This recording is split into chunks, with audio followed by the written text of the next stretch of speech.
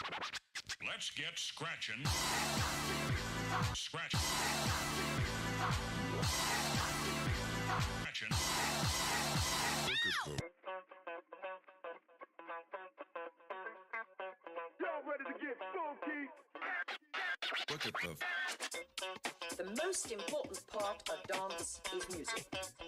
So now let us listen to the music and identify the beats. 1, 2, 3. That was too soft.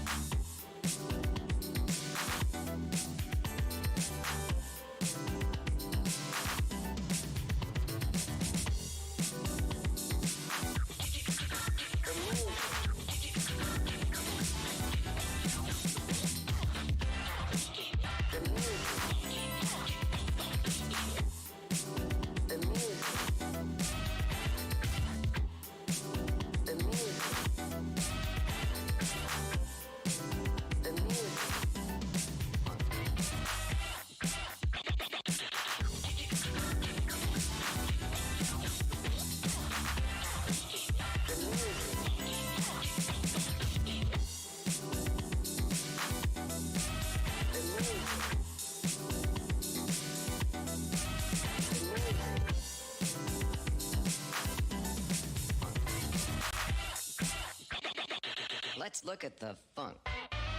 Let's look at the funk. Scratch. Scratching. Look at the. Scratch. Scratching. Look at the. Look at the. Look at the. Look at the. Look at the. Look at the. Look at the. Look at the.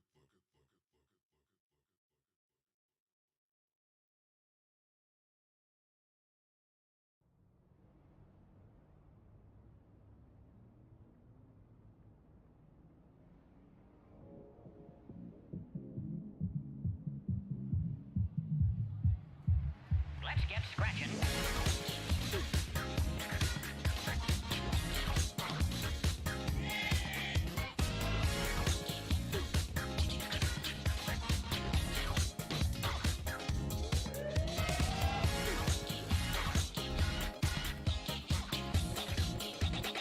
Let's look at the funk.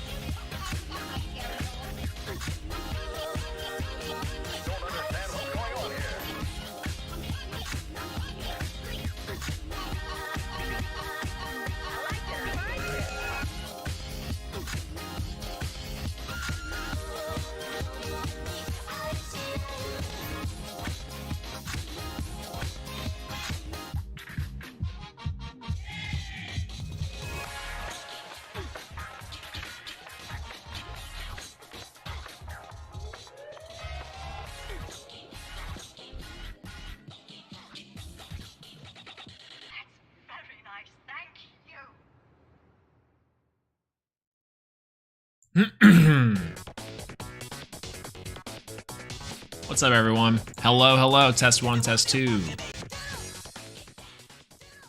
Make sure everyone's having a good old time tonight. Thanks for coming to chat a little bit early for here. We're just getting everything set up and good to go. Let's go on card limits. Nick, hello, hello. Never seen Swolelax play Pendulum deck? Yeah, because normally I'm a boomer and I don't play Pendulum decks. So I don't like to read. Yeah, let's legally summon a bunch of monsters in one turn. True. Yeah, anytime, Return of a Tem. I actually did think about it. I'm like, you know, a Pendulum deck might be kind of fun, and I do like the new stuff here. So that's the really fun part. Hi, everyone. Hello, hello. How's it going? What's up, Fuzzy Wobbles? PEND FTK? I wish. The deck's so expensive. The deck is oddly expensive for it, but now Return of a Tem's got a point. Yesterday we were streaming, and I was like, pendulums kind of sounds fun. So can't see you, see me now? Okay, yeah, I would say I was like, transition over. Yo, what's going on, Daniel? How's it going? Yo, yo, what's poppin'? Sorry, I'm gonna make the streams and busy with work. Hey, no problem. No problem at all. I appreciate I appreciate the lurkers. I appreciate everyone, the chatters, everyone that's been in and here or not, returning for a while. Never worry about it. Never worry about it at all. But yeah, I was also thinking about playing the Pendulum deck, but I don't know how to use them. Don't worry, I don't know how to use them either. And the Pendulum deck that I want to play in question is potentially the most complicated Pendulum deck ever made. The thumbnail says it all. I want to play the Valence. Valence? The Valence ones. I've been looking at a few deck lists and they all look pretty decent. But yeah, Pen stuff's all super expensive.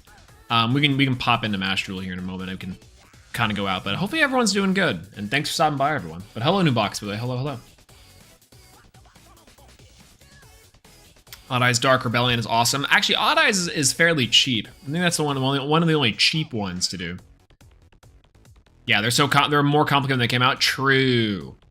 Yeah, they were super complicated even when they came out.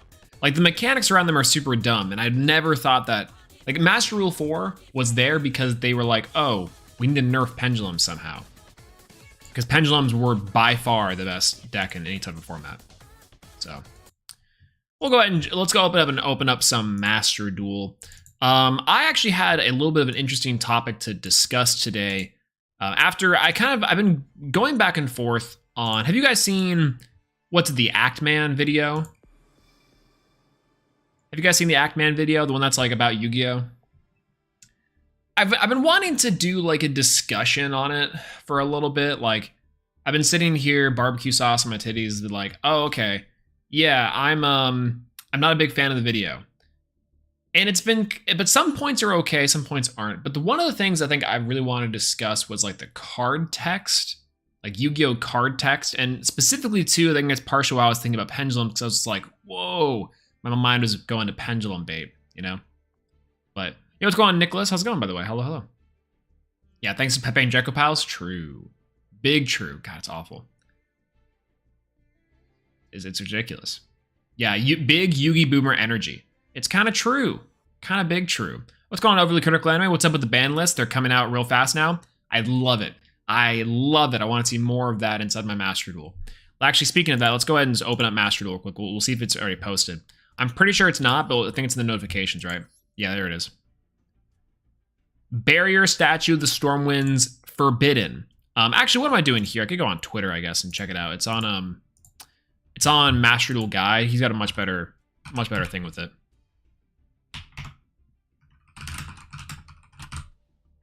Guy's got a pretty baller Twitter channel, if I must say so. Is it this one? Yeah, there we go. Yeah, here we go. So the ban list for Master Duel got announced, the new one for December 1st, and it's this. Ta-da! This is the upcoming December 1st ban list, so about 15 days just about, where they're banning Barrier Statue of the Stormwinds, they're limiting Anti-Spell to 2, they're bringing back Galatea to 2, and they're bringing back Gen X Ally Birdman to 2, and then unlimiting Magical Meltdown. This is amazing. I personally really like the fact that Barrier Statue of the Stormwinds is banned. I think one of the things that's kind of, again, complex about Floowandereeze, because Floowandereeze is a very tricky deck to balance.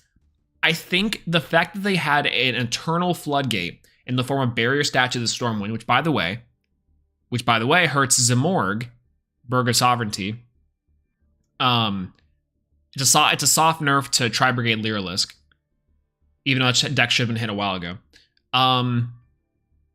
It's tricky to balance because on paper the cards themselves are like unfun to play against normally, but adding a floodgate like Barrier Statue of the Stormwinds in is even worse, right? Like it's even worse. So how do you limit that? Well, you can limit their consistency because they are one of the most consistent cards or consistent decks out of there, right? Or you can hurt some of their end boards. So you could either hurt like Barrier Statue of the Stormwinds, you could hurt MPEN, et cetera, et cetera. Or you could hurt the cards surrounding it. So things like Dimension Shifter. You could hurt something like their Advent of Adventure, because I do think that's a problem.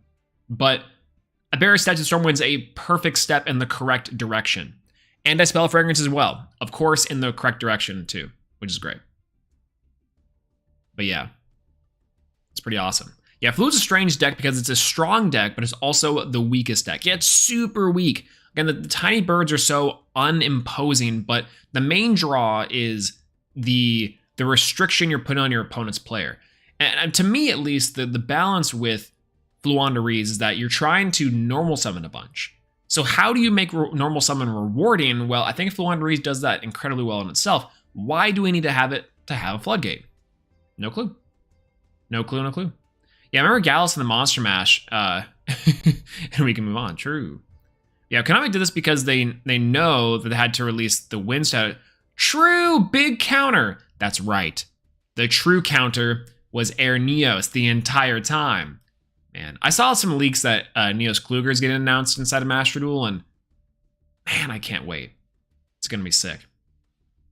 Anyways, so from what Cardlumps was saying, we were talking about earlier the video with Actman. So the Actman put out this Yu-Gi-Oh video. It was a big Yu-Gi-Oh boomer energy, and all it really was talking about is how Yu-Gi-Oh's changed and how much Yu-Gi-Oh sucks. And he's taken a stance on this as someone who plays Yu-Gi-Oh and someone who is kept up with the game. And a lot of people, most notably content creators in this space, have been kind of like, this is not the take. Like, this is not where, what are you saying in the video is not it, right? He's saying that Yu-Gi-Oh effects are too long, Yu-Gi-Oh things are just really hard, and things are just all sorts of bullshit. Like too many monsters do too many different things. The spell cards and trap cards aren't as simplistic. He hates the archetyping. And again, some of the points are fair. Like, when you open a pack, like half the pack is archetype based. That kind of sucks, right? Because that is something that's really cool about like mishmash decks and also like old school Yu-Gi-Oh! Is that a lot of cards could synergize with each other. And very few instances is where like certain equip spells would only work with spellcasters. But like that's generic enough, right? Like roughly. And then there's stuff like that. There's stuff like how the GX era sucks and how he didn't like the Mammoth, or I didn't like a Crystal Beast Amber Mammoth's voice. Nitpicky and weird.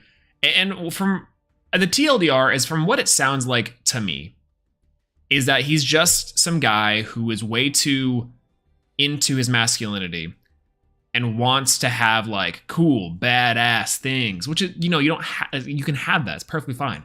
But he's complaining about Madolche. My man, Madolche is sick. What are you talking about? Like, he's complaining about prank kids, and I complain about prank kids. But I'm not going to complain about how prank kids are named Bow Wow Bark and Meow Meow Moo. That's just petty. That's just petty. I don't know. Do I read the Yu-Gi-Oh manga? I've read the Yu-Gi-Oh manga before. I've read the DM and a little bit of the GX manga. I haven't really got anything past that, but yeah. Yeah, the barrier ban was the last straw for me with this deck. I'm saving up my Yorn SR gems for the Burb deck or Sprite or Tier. Sprite, 100%. When Sprite's coming down, it's going to be kind of sick, for sure. 100%. In my opinion, the criticism was pretty spot on. I disagree. liked. Yeah, he liked a lot of Chapter 0. Yeah, anything with 0 is actually pretty fine. But yeah, who's ever complained about Madolche? I'm saying Madolche is sick. It's so cool. Yeah, the biggest thing with like what he's a lot of his points that he's making are things that are like valid. Some things are valid. Like it's not super intuitive to play Yu-Gi-Oh! Or learning the game is not super great for new players. If you're an old school player getting back into Yu-Gi-Oh! It might be a little bit difficult. Valid. But it's just the way that he's approaching it and also how he's cutting the interviews with the content creators that kind of rubs me the wrong way.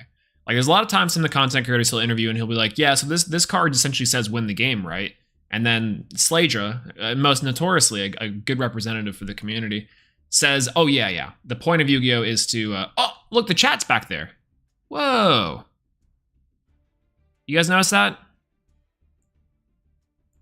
Crazy. No, we're bye-bye, we have a new chat. Most notably, you know, they'll say something like, oh yeah, of course. Like this stuff is used to just win the game. Your opponent can't play. And that's not really the point. And that's also really oversimplifying the game a little bit, just to be fair. But he also showed a custom card. Yeah, he showed a custom card. And the custom card wasn't even that bad of text. Like half of it was just summoning conditions. Which again, important to realize. It's a little bit important to realize that the custom, or that like the big wall of text, half of it is summoning conditions. But I think I take the stance firmly on the fact that like the clarification on summoning conditions and conditions that have to be met to activate certain effects needs to happen. And it's not confusing. At the end of the day, like it's really not that confusing, not that hard. But he has a very like interesting take on it, I would say. We'll dive into that a little more later, I think. I kind of want to make a full-fledged video about it because it does yield some good discussion, I think. And then outside of that, I think I have a lot of points on like card text that I want to bring up, but you know, c'est la vie. Anyways, so that's the big thing with the ban list and a little bit of my feelings on Actman's video. Let's do something here. We have a duel live that we could probably do real quick. I'm gonna do this, and I'm actually getting kind of toasty in here. So I'm gonna take off my my jacket here, but let's do this duel live while I do that, because that's gonna be a second.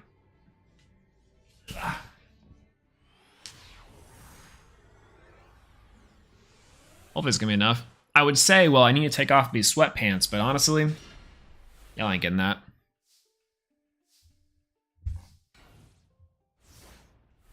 Woo. All right. We got Balancer Lord versus Salmon Great with Balancer Lord. This is interesting. Not really sure about this one. Yeah, would Yu-Gi-Oh do much better with keynote abilities like Magic the Gathering? No, that's actually not super. I don't think that's true at all, actually. Do you guys want to get into it? Get into actually why keywords wouldn't work in Yu-Gi-Oh? I actually have a couple examples that I think would be like good, unfortunately. Which is awful, but yo, what's going on, Aiden? Hello. What's the rarest Yu-Gi-Oh card you have? The rarest Yu-Gi-Oh card I have? I have a few Starlights that are in some binders that are in like a previous room for sure. But obviously the one I acquired most recently is this PSA grade 10 Celtic Guardian that has the Kazuki Takahashi art series. I couldn't find the PSA 10 inside of like, I couldn't find the PSA 10 for the English. I'm still looking for that one. This is the Japanese. I do hope to collect more of these someday, but yeah. This is the Celtic Guardian PSA 10 edition. Oh, I also have an ultimate rare Cyber Laser Dragon that's in pretty good condition as well.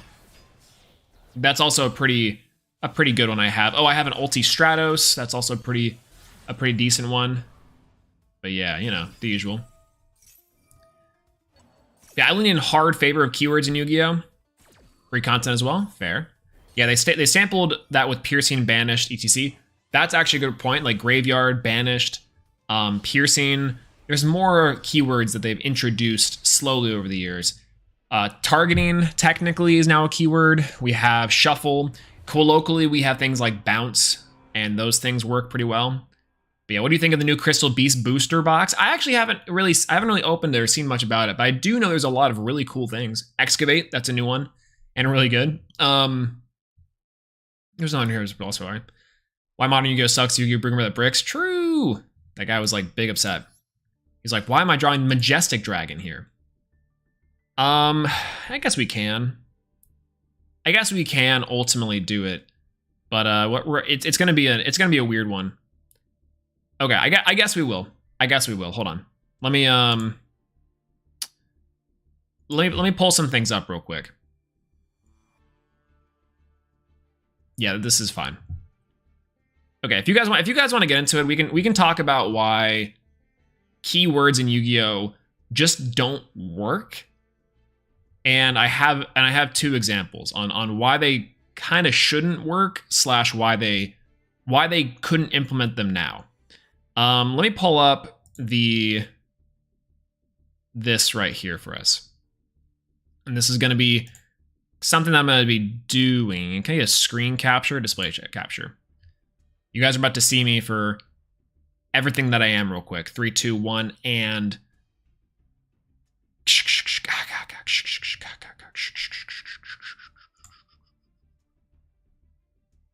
boop, boop, boop, boop. Whoa. Boop, boop. Okay. Oh, whoa. All right, ready for this one? Okay.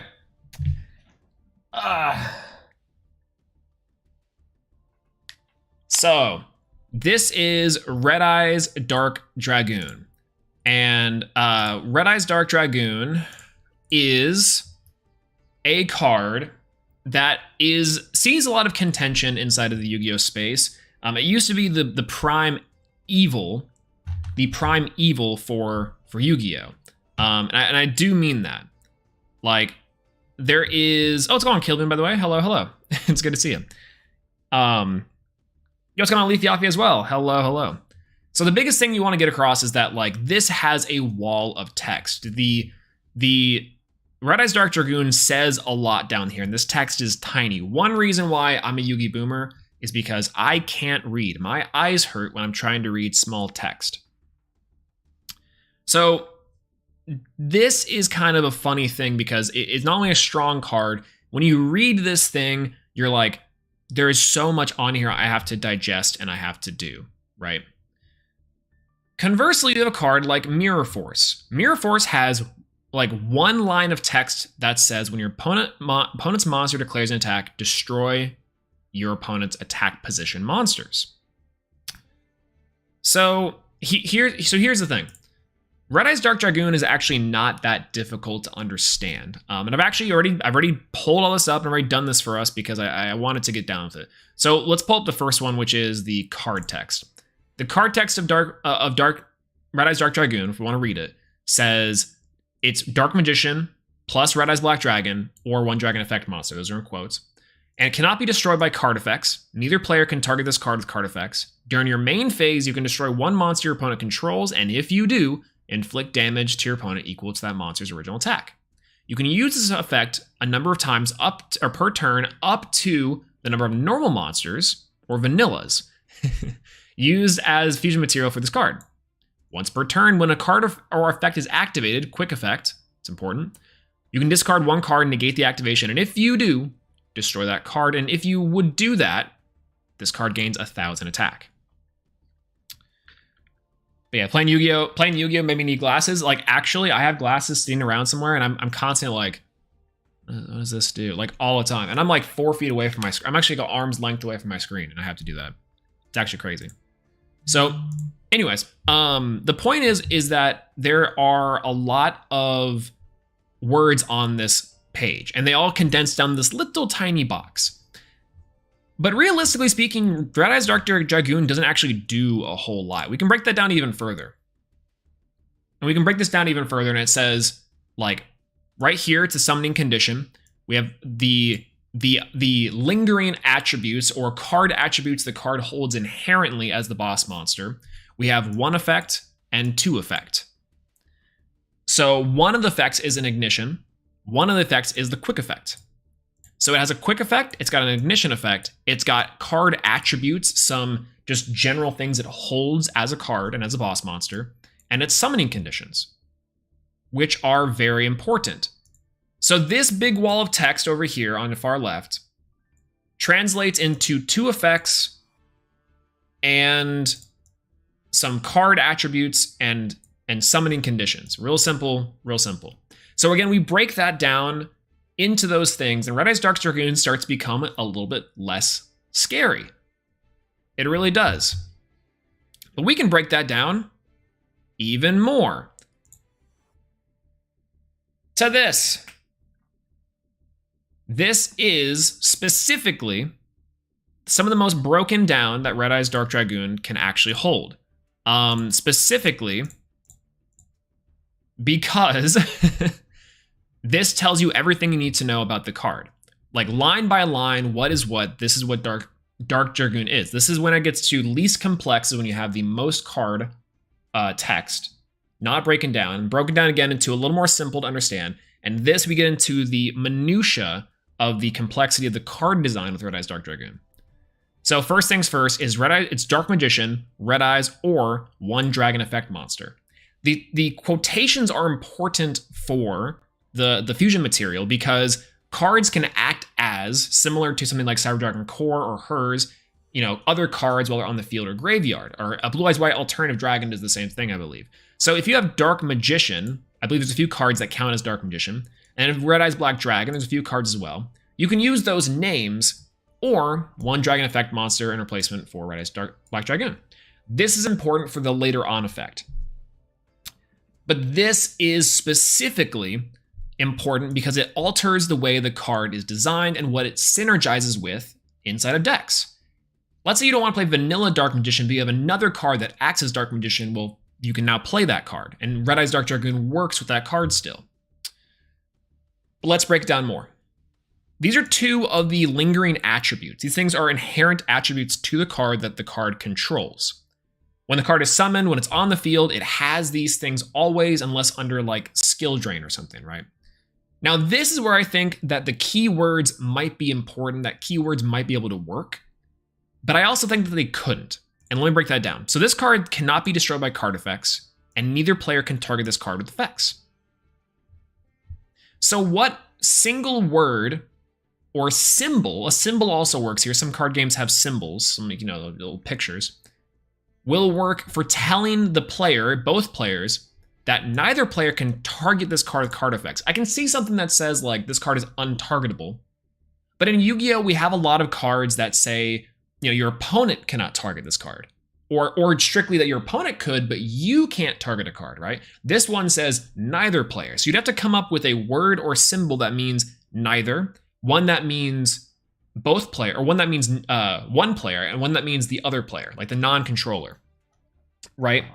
And that's kind of the thing, right? Is that you have to have a keyword for each of those instances because technically speaking, 3 different cards can have this same untargetable effect and work completely differently.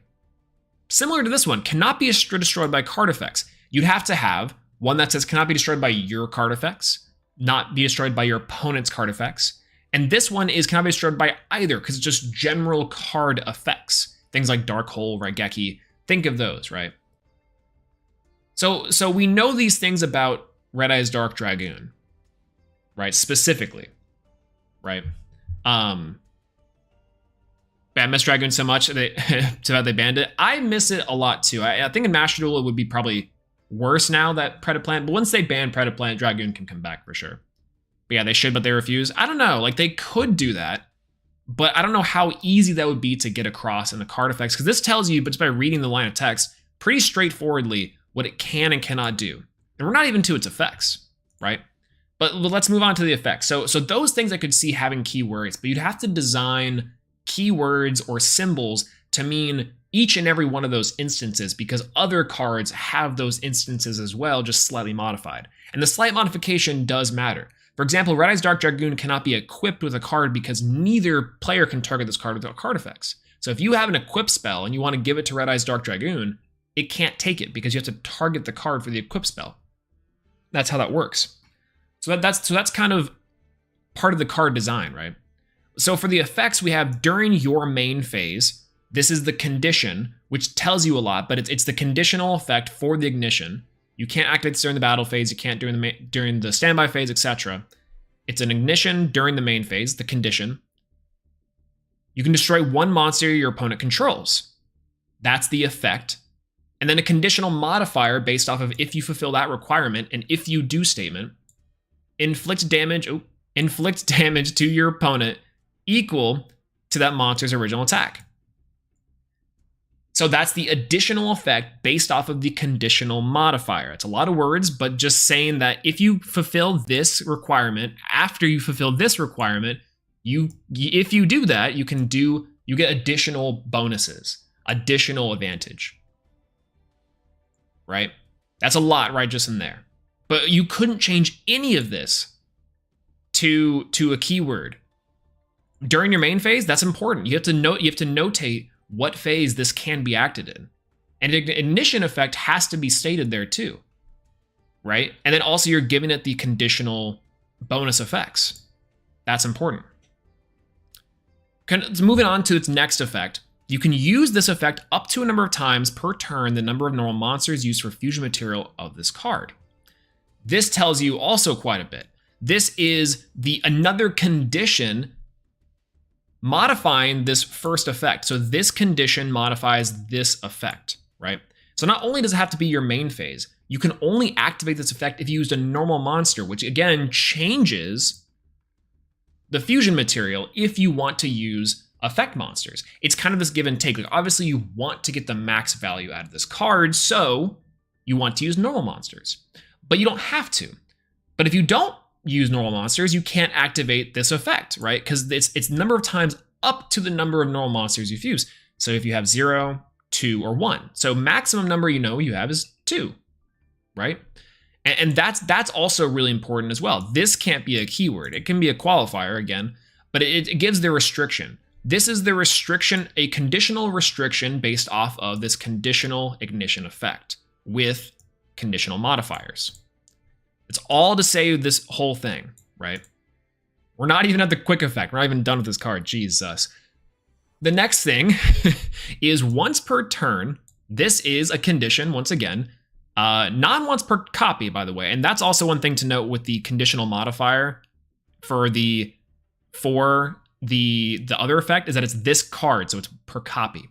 Once per turn, soft once per turn, with no quotations. You could, in theory, have a symbol or a keyword for that. When a card or effect is activated, this is also the keyword, big one, quick effect. We know from quick effects that they can be activated on either player's turn. This is actually pretty big, right? So quick effects here knows that. Now that's an important keyword. Saves a lot of time and effort there. We'll say that's the one that I think works out really well. But we have the condition. We have the restriction modifier, which is once per turn. We have the condition, and we have the type of effect that it is. So this is then the effect. You can discard one card. We know that's a cost because it's a semicolon right here. You can negate the activation. And then if you do, which is the conditional modifier, if you've negated the activation, if that's successful, you can destroy the card, which is an additional benefit based off of the conditional modifier of the if you do. And then you have another one is if you destroy the card, a qualifier on top of the conditional qualifier. This card gains 1,000, gains a fat stack. This card gains a stack for that conditional modifier. So max advantage of this card is pretty crazy, right? And again, we can rewind this back one more page here. All this is just what we explore on this other side. But when we're truly breaking down the card design, this is what it has to be: a series of restrictions and conditions, some modifiers based off of the effects, and then some additional advantage based off of those modifiers. right? So all that is to say is that there is a lot here to unpack. And specifically, though, the reason why I kind of argue that Yu-Gi-Oh cards can't have keywords, except for maybe very specific ones, like they could, but again, it's hard, is because once again, you'd have to make keywords or symbols for every single type of instance and how this card can interact. And that's pretty important. Conveying information to your players, whether it's your opponent, yourself, or otherwise, how many board states essentially there could be. Like if I look at Red Eyes Dark Dragoon and I read this whole entire effect and I break down in my mind all this certain information that this card is giving me based off of just reading this card, and if I activate these cards, if I don't activate these cards, right? And so what I really mean by that, and we'll break this down once again, is this. and I have this right here because these are 15 things that I personally know based off of the fact that Red Eyes Dark Dragoon activated. 15 things. It seems a little bit strange, but it is there. Trust me. And we'll go over this one because this one is also kind of hard. So to really simplify what I'm trying to say is that based off of the effect of Red Eyes Dark Dragoon, we can break down to what the card's doing. We can realize what those things are talking about, what they're modifying, what they are conditioning. And then as a player, I then, after reading that, should know or should be conveyed 15 different points of information specifically. Now, there's obviously extra parts of those information that are listed here, of course. But here's the thing, right? So first things first, we know is how this card was summoned from the top down. We know that it was summoned based off these restrictions, so we know how the card was summoned. Like what pieces of information are we getting from the game based off of Red Eyes Dark Dragoon? We know how the card was summoned. We know that that cards that destroy will not work on Dragoon, that they're both players' cards, that effect applies to both players. We know that targeting does not work, applies to both players' cards. We know that one effect must be declared. We know that effect 1 must be declared for Red Eyes Dark Dragoon. We know that it starts a chain because it's an ignition. We know that it cannot respond to a chain though because it is an ignition. It's a lot of information already, right? The fifth thing is that the first effect can only be done during the main phase. We also know that the first effect destroys one monster, which means that it's not only an opponent's card, because it must be. This means that the opponent must have a monster to activate that. Now we're getting outside information based off of the fact that if this effect can be activated, we know that the opponent has a monster, right? Because it must. It must. And if the conditions are met for that, the opponent takes life point damage. We went over that before. We also know that this card, so we know this card modifies life point damage. We also know that if it can only be used once, then if that effect can only be used once, then we know that one normal monster was used as material. If it can be used twice, we know that 2 were. If it can be used 0 times, then no normal monsters were used as material. And it only applies to the copy of Red Eyes Dark Dragoon for this effect. So the theory is that right away we have about 20 things that we know based off of just the first couple effects and lines of text. Like we're now about halfway through the card, and we know about 10 things about the board state. We know maybe close to 20 things about the board state ultimately. And this is just after one card, right? And if we keep on going, the second effect is once per turn, not once per copy. Those are pretty big too. The conditional if effect on the card is activated, right, is a quick effect. So it's an if the effect or a card is activated, we already know that at that point a card has been activated to get the condition to be met. So again, outside knowledge, not just from Dragoon. 2, the effect is a quick, means that it can be activated during either player's turn and can respond to a chain. We know that the second effect is negates an activation, not an effect. That's important too. The activation is technically another keyword there because the cards that say can't be used, like Ash Blossom, for example, can't activate again, but cards like Lightning Storm that say activation, they can be used. And that's pretty big. That's actually super important. And again, if the conditions are met to destroy a card, not shuffle, not bounce, not send, because those are different keywords inside of Yu-Gi-Oh!, is that you have to destroy the card. You don't shuffle it, you don't bounce it, you don't send it. And if 13, which is if the conditions are met destroy, is true, then the copy of the Red Eyes Dark Dragoon gains 1,000 attack. So by the way, all of this is to say too that it implies another card was there to be negated in the first place.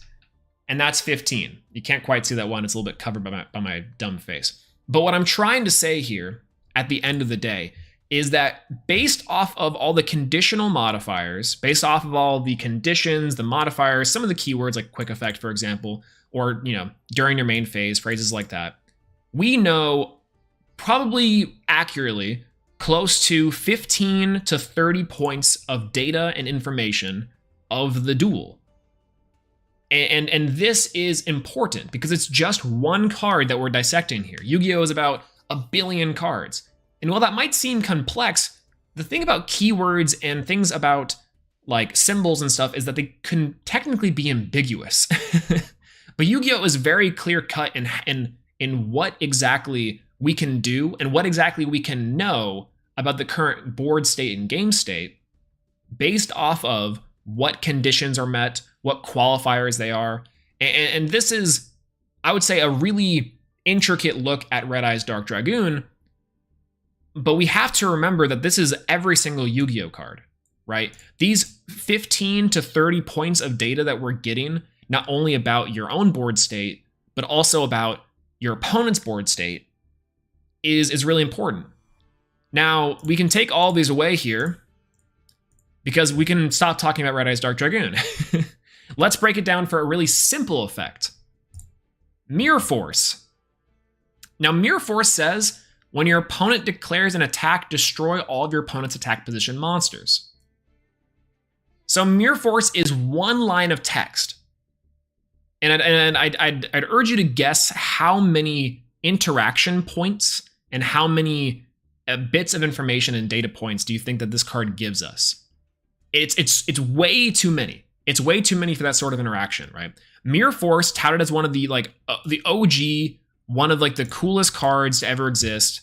Mirror Force is like way too many interaction points, right? So I think it's this one. Yeah, there we go. So Mirror Force says a few things about the force. So if someone tells you, I activated Mirror Force, this is what it tells you. 1, you're in the battle phase. Pretty simple. 2, a monster is on board. Your opponent's monster, right? Like your opponent's monster or you have a monster on the board. That's the second thing. Really easy, but pretty big.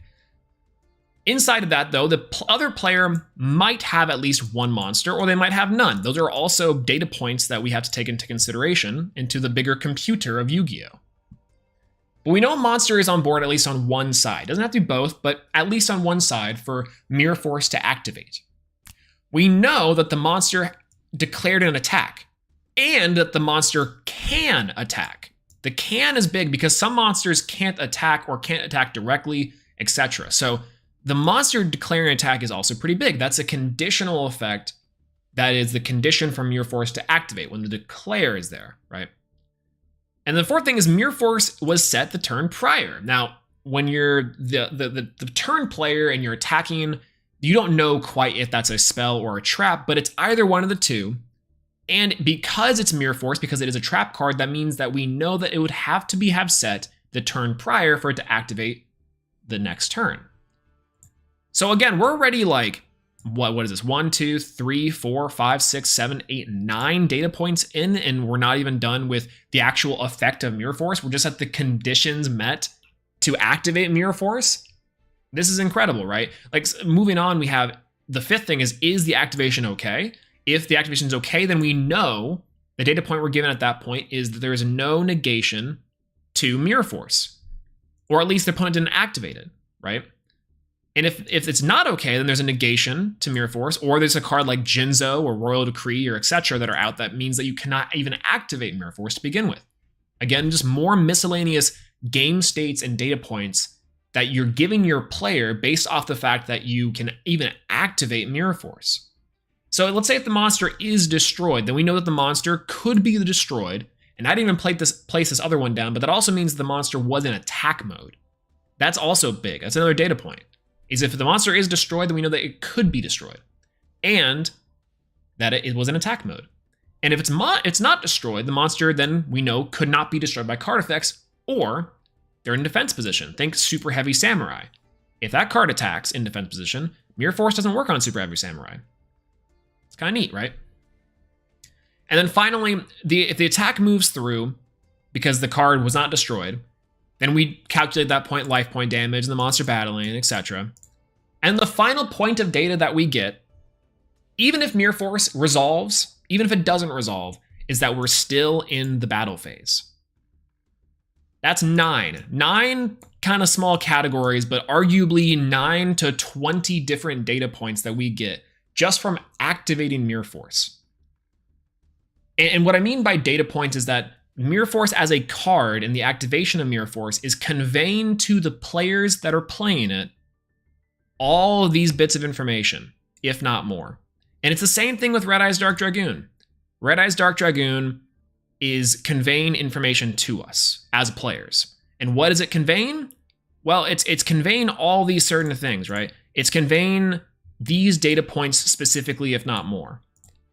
And Mirror Force, a super simple card that came out in 2002, is conveying to us all this information. So at the end of the day, if you're just thinking about it in terms of raw information, how would you translate and convey this to your players in an effective manner that is straightforward, that works for newcomers, and also can be used to represent complex board states? I don't know if you really truly can do that with keywords and symbols. You probably could, but to represent all of these things here, I don't know. You'd have to take that into consideration. That's a design aspect that I think doesn't quite work for Yu-Gi-Oh! Sometimes. You know?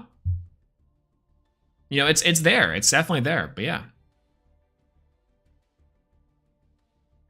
Don't forget about the Endymion card. True. Sorry, I went on a little bit of a Swolelax Angry Dad rant there, but, yeah, weird question, but since we are kind of talking about it, is select a card and target the same? No, that's also, Damien brings up a good point. Inside of the Ackman video specifically as well, he's saying that there's a frustration between non-targeting and targeting. That's also a data point that we get from something like Red Eyes Dark Dragoon and technically stuff like Mirror Force. But the problem is that Yu-Gi-Oh! Does have to do some cleanup there in terms of representing what things are targeting, what things aren't targeting, and et cetera, right? That's actually a really good point. There are certain things about Yu-Gi-Oh! And certain words within Yu-Gi-Oh! That imply the absence of those things, right? Like, they are things like targeting implies that there is targeting, and anything that in the absence of targeting in the text represents non-targeting. It's kind of how Yu-Gi-Oh! Sees it. So in theory, that's how the players should be thinking about it. But I think I agree that that's something that needs to be addressed in more complicated cards. Now, if you are a new player, you definitely don't know that. Now, if you're a new player, you definitely won't be able to see that right off the gate. But it is about just kind of getting used to the way the mechanics work inside of Yu-Gi-Oh! Again, the absence of targeting in card text implies non-targeting. Or rather, not even implies, it just is non-targeting. But that's specifically for removal stuff, right? And at that point, you can talk about the shuffling, the banishing, etc., etc. Yeah, can we just destroy all Dark Dragoon cards from existence and save us from this poorly made card? True! I can agree with that. It's poorly designed because it's just so generic in a lot of ways, too. In my opinion, many of those Mirror Force data points could be simplified. I think that's also true. They can be simplified for sure. Like, Yu-Gi-Oh! is a complex game that could definitely utilize some simplification. But whether that comes in the form of keywords, or whether that comes in the form of symbols, or whether that comes in the form of easier ways to make problem-solving card text more readable for its players, I think is more of the question. The card design as well also can take into account here and also can be taken into question. Like for sure, the thing about the thing about Dragoon and Mirror Force themselves is they were designed at completely different eras inside of Yu-Gi-Oh's life cycle. Completely different eras inside of Yu-Gi-Oh's history. And so as we've gotten more complex cards that have to have more conditional qualifiers and modifiers, not only to make them work within even their own archetypes, but also to make them work differently than their counterparts. For example, we have a bunch of different Mirror Forces. We've got Storming, Drowning, Quaking, the other ones that no one plays. but those ones themselves have completely different points of data and do completely different things. Really, when you think about it, like some things are similar, right? Those transferable keywords and data points do work. That's how you kind of gain an access of how these cards interact with different cards. So what I'm trying to say ultimately is that whether it is a simple card like Red Eyes Dark Dragoon, whether it's a complex card like Red Eyes Dark Dragoon, or whether it's a simple card like Mirror Force, Yu-Gi-Oh! Has to be explicitly clear on how the card works and how the card is played, because so many points of interaction and data is given and conveyed to the players as they're playing at any given point in time, right? Like, how can you represent your game state with your cards? And Magic does this sometimes with symbols and sometimes does this with the keywords because the cards are kind of designed around it. But Yu-Gi-Oh! is a lot more complex and a lot more intricate. And so if the cards didn't read like computer code, I can see this getting out of hand. And I can see a lot more confusion happening, right? But I don't know. Yeah, I know. Yeah, point of keywords is simply like common effects, and you can get into specifics on when necessary. I think that's also a good point. Like, again, I think targeting and non-targeting and like it kind of works. But then you'd have to say, like, let's say, for example, cannot be destroyed by card effects is called like guard, right? But then you have to specify, is it your opponent's card effects or is it all card effects? Or is it your card effects? Because those three things are different, and that changes the design of the cards, right? But I know exactly what you mean. I definitely do hear you. That's definitely a point, right? So, anyway, that's the Swolelax rant. Hey, we got a free video out of it because that's gonna have to be edited. That's more work for me later. Man, this has been sitting on the dual screen for a while. And oh my gosh, but I appreciate you guys, sticking with me through that whole entire crazy rant, by the way. I do feel very strongly about card design and like miscellaneous stuff and specific semantics within inside of Yu-Gi-Oh! Because I feel like there's a lot to discuss, especially compared to other card games, like Magic and Pokemon, for example, and being really straightforward. But at the same time, I do think that a lot of things could change for the better, for sure. And while I've been playing Yu-Gi-Oh! For close to 20 years, but been playing competitively for about a decade, I think that it comes second nature to me. But at the same time, for new players and how they would like to interact with the game, it can get very dicey. For sure. For sure.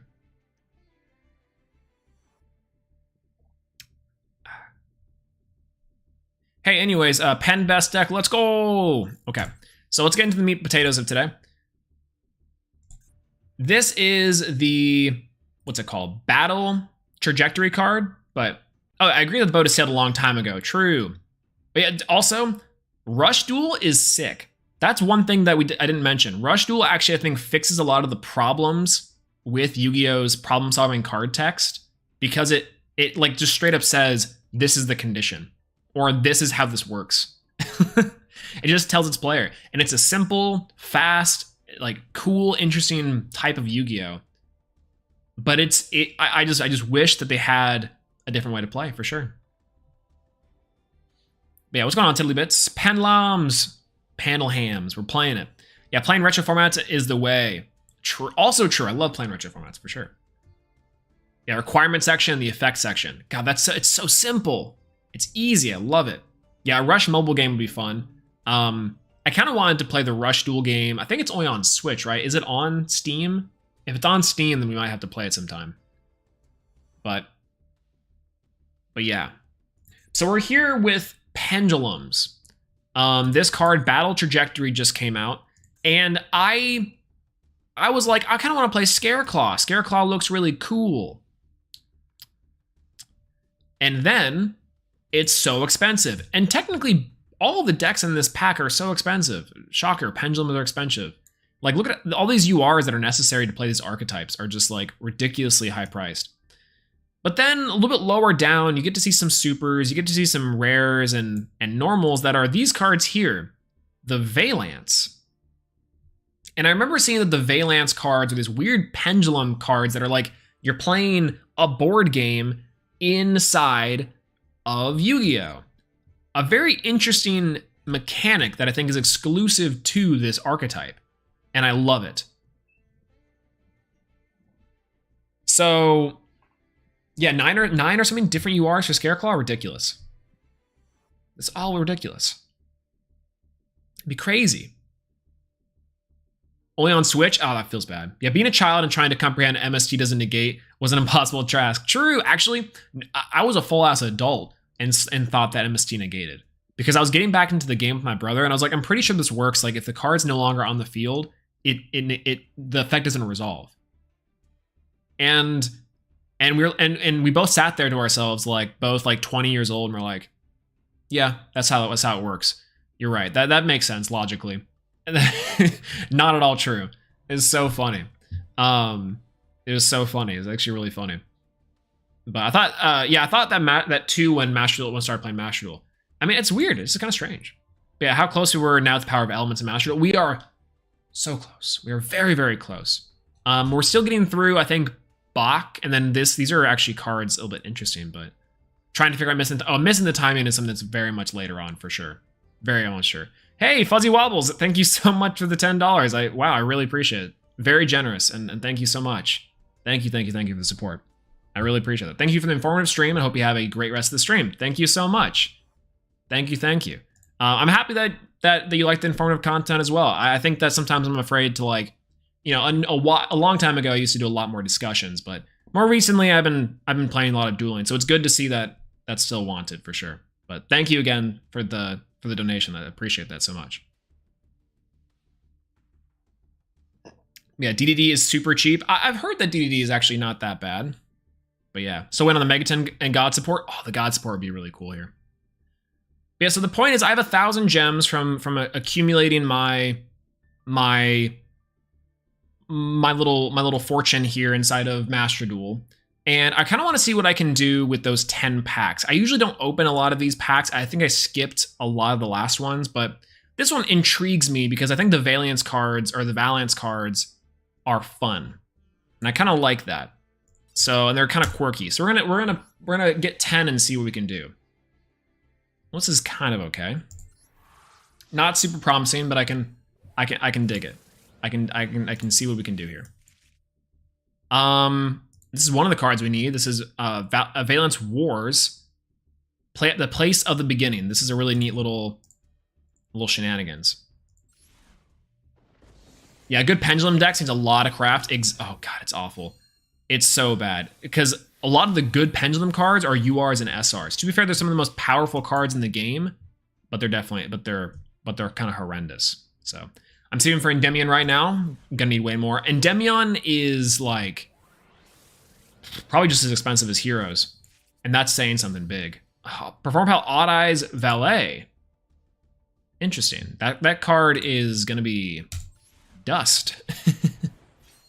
So that's fun. Oh, that's a big one, isn't it? It's on it last. Unending Nightmare? Do I need this card? Not really. I mean, it's a good card, but I don't really truly need it. I would rather get some things earlier, but yeah. I checked actually is right, Hero Tax. The Hero Tax is insane. Like, heroes are broken. Super, super broken. Don't forget your dailies. Correct. That's right. Leaf Yaffy's got it. Don't forget your dailies if you haven't done your dailies yet. Hey, what's going on, Eric? Hello, hello. Mystic Mind deck. The Mystic Mind deck is true. Man, if they release Mystic Mind in this game, or if they unban it, it's over. Well, you know, we have not pulled great here. Most of the Valiance cards we don't have even at all. What is going on? Thank God we pulled one of these things, but what we're building, we're trying to build a pendulum deck of some sort. We're going to go for a Valiance card. Oh, Scareclaw. Scareclaw Lightheart. That's cool. I'll keep that, but unfortunate. This was not very lucky, man. Look at only 2 SRs. That's pretty unlucky, unfortunately. Yeah, AK Gems today, waiting for Sprite. Sprite is very much worth it to wait for sure. I think so, at least. How much is 1,000 gems? I kind of want to go again. It's $20. Ugh. I want to do that for Valiance. Valiance. Let's just see how easy we can build Valiance real quick. I'm dubbing this. I dubbed it Mario Party earlier, but all right, Valiance cards, because we have to get a few of them. I think it's 2, 2, 1, 2, 3. I think it's this one is the good one. Yeah, it's like 2 of this one, probably a terraforming there. 3 of that one. I think it's 2 of you. Dominator Duke, is this the bad one? This one is fine. Yeah, surprised Konami didn't keep up with the gem sales to encourage. It's weird. I thought that the gem sales were going to be a lot more, but oh, 2 and 2 of the other field spells. That's right. That's special 1 2, right? Vage discount. Like 1 of these. This card's actually the worst one, I thought. Buster Baron. I think Buster Baron is a good one, right? Which one's the bad one? I think it's Dominator Duke. Cannot declare an attack. No activates its effects. No, that's good. That one's the good one. That one takes a card. It's definitely 3 ninja, I think. And it's like this, roughly, I believe. And it's like Senate Switch. 2 Senate Switch is about right. And obviously we have 1 2 3, 1 2 3. Probably call by that, right? Probably this is fine. I don't have terraforming on here for sure, but we probably can do it. Yeah, run 1 Senate Switch because we can be searched. That's also probably a good point. Hello game. Game hello. Blink, blink, blink, blink, blink, blink, blink, blink, blink, blink, blink.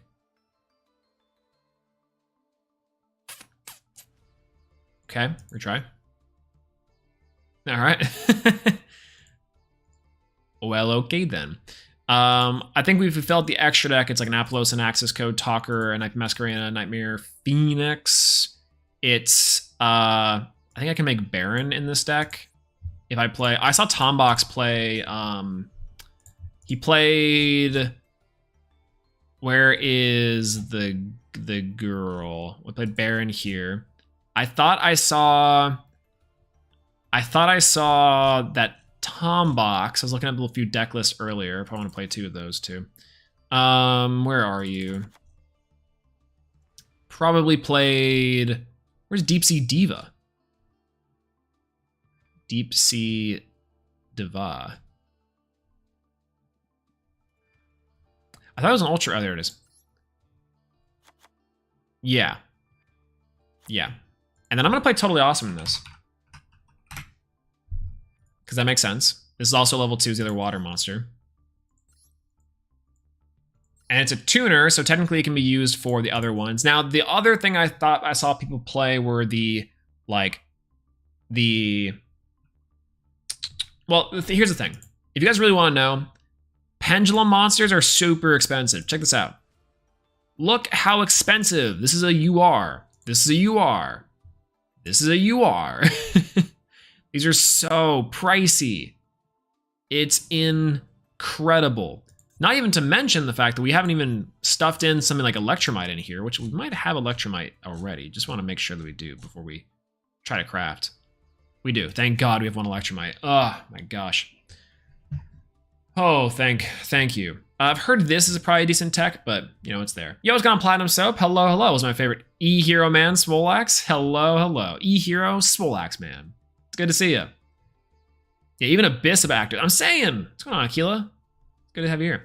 The arc build took a while to gain the craft. I mean, look at this stuff. Like, technically, these N's and R's are probably fine. Like, we could generate these like nobody's business. These ones work. These ones work. Probably 2 of you. So we need 2 of you. Works. 2 Senate switch is probably fine. Perfect. And then one more of this. Yeah.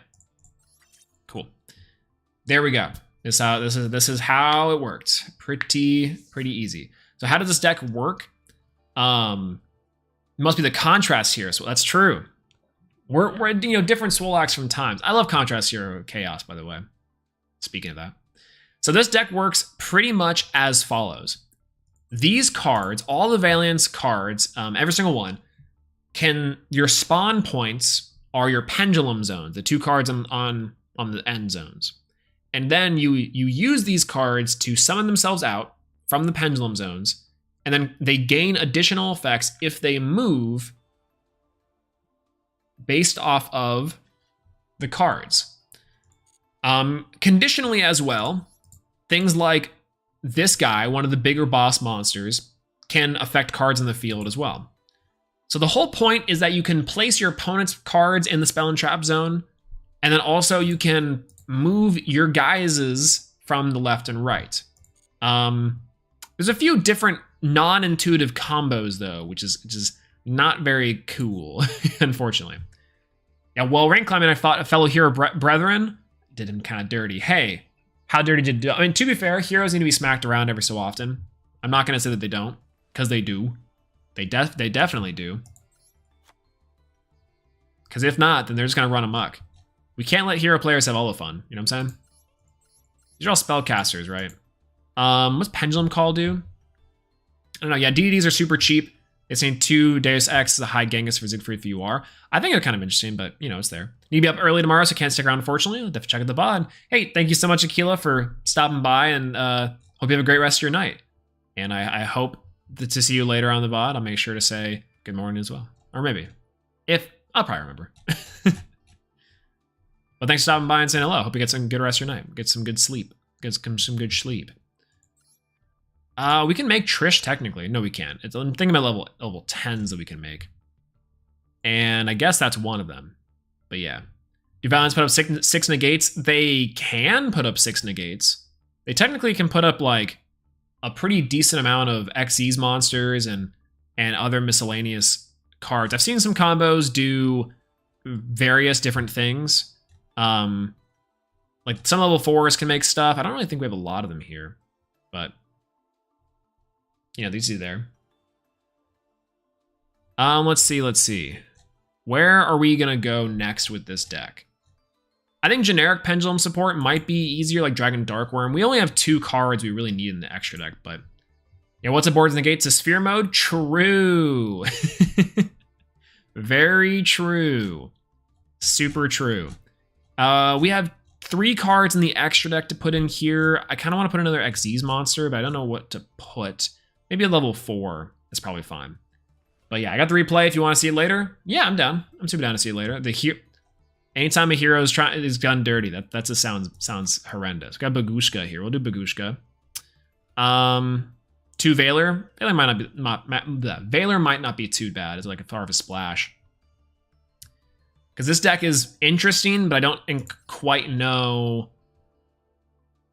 what exactly we're going to be doing here. Oh, we technically do need Beyond the Pendulum. That card gets us to some stuff.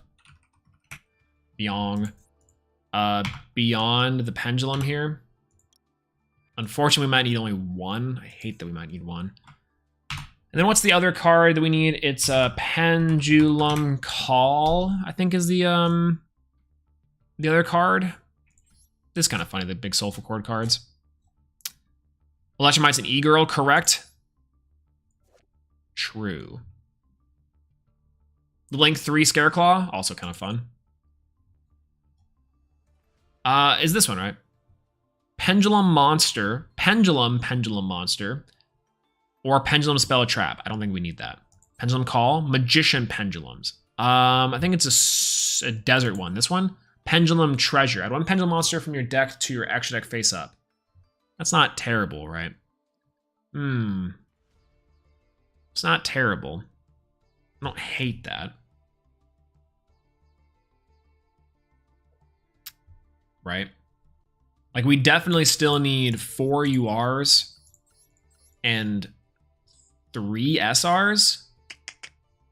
And then along came Zeus, he hurled his thunderbolt. Yeah, it's not a -1.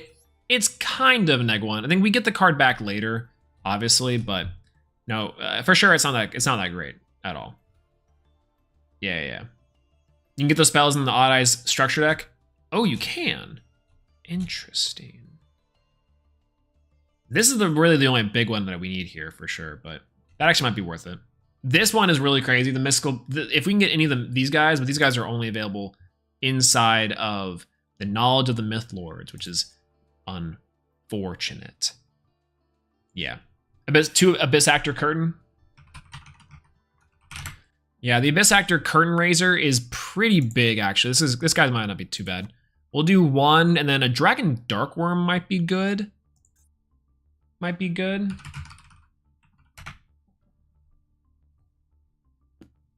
Is it just Dark Worm Dragon? It might be. We know it's a pendulum. So where are you? Tricky little thing. There we go. Might be good. What deck are you playing from the No Spell event? We are playing. Where's Zeus? There you are. Perfect.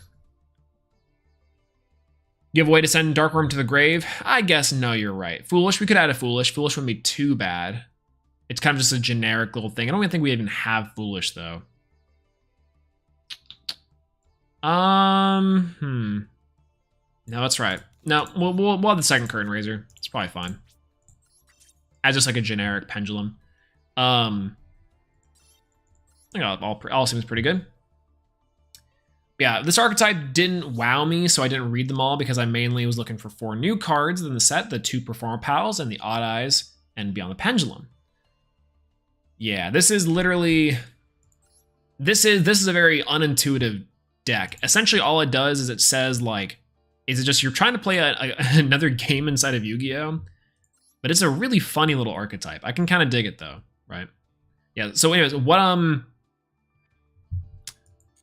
are we trying to play inside the No Spell event? I have it right here. It's called, and we still haven't built a ton of it, but it's called Jinzo He. It's like an oops all traps deck, and this is all I have so far for it. Because my thought process is, oh, well, it's a No Spell event. Everyone's gonna be playing trap cards. But they kept Jinzo legal. Like, to be fair, you can technically get rid of Jinzo in a lot of different ways, and the pendulums are still legal. So you know, this deck is just silly, but Psychic Bounder can search Jinzo. It's there. This deck, Jinzo hurts you too. I know, it's crazy. But my thought is that, like, okay, worst case scenario here, we just play Jinzo, and how are they going to out the Jinzo without spell cards? Like, they have to be specifically playing pendulums or something else, right? I guess, but you know, or Monster Mash maybe can do it. I don't know. Jinzo's insane. Yeah, in a trap heavy deck, I'm saying why'd they keep Jinzo legal? Yeah, wait till you run into the Super Heavy Samurai. True. Anytime a monster based deck, anytime a pendulum deck, it's not going to go well. But anytime a trap based deck, we're in there. We are in there. And this deck is just absolute degeneracy. It's just traps left and right. We're going to be crafting the Egyptian God Slime too, to put inside of the Metal Reflect Slime. So the idea as well is that if we normal summon Psychic Bounder, we protect it with our trap cards, and the next turn we summon Jinzo, which should just clean house, right? It's very silly. Very, very silly, I think. One of the lower decks is the Z-Arc deck. I did see that. It's kind of unfortunate, but it is what it is, you know? Yeah, Jinzo is a misplay. Super big misplay. For sure. Here, we'll roll one more time. How about that? Hold on. I gotta do this, unfortunately. Because we gotta.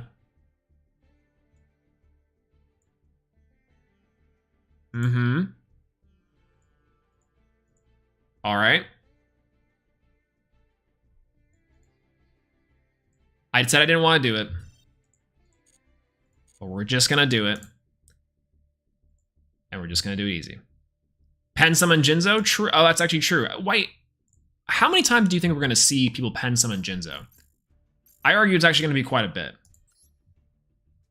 How does Jinzo work with Paleos? Unfortunately, it doesn't. And that's kind of the point. I didn't really know what to play, and so I thought to myself, like, what is the worst deck I can play for this event and still be somewhat capable? And I'm thinking it's the Jinzo one. But we'll see. All right. Oh, this is so much better. Look at this. Look at these packs. Incredible. Incredible. Yeah, Jinzo's the secret sauce. All right. What's our super? Performer Pal Karibable. Karibable. Interesting. Good dust. I don't think I'm going to be really truly playing a lot of the Performer Pal stuff, so we can at least dust those for something later, which is fine. All right, ultra rare. All we need is one true one. Oh, let's go. Oh, sick. All right.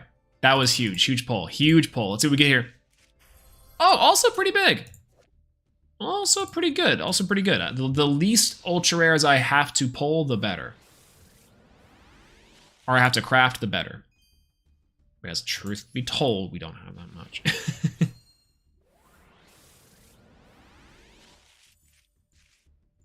All right, let's see what we get. Psychic Wielder. Interesting. Interesting. All right. Super? Oh, thank God. Nice. Valiance Grand Duke is good. What's the ultra rare? Pendulum Graph Dragon.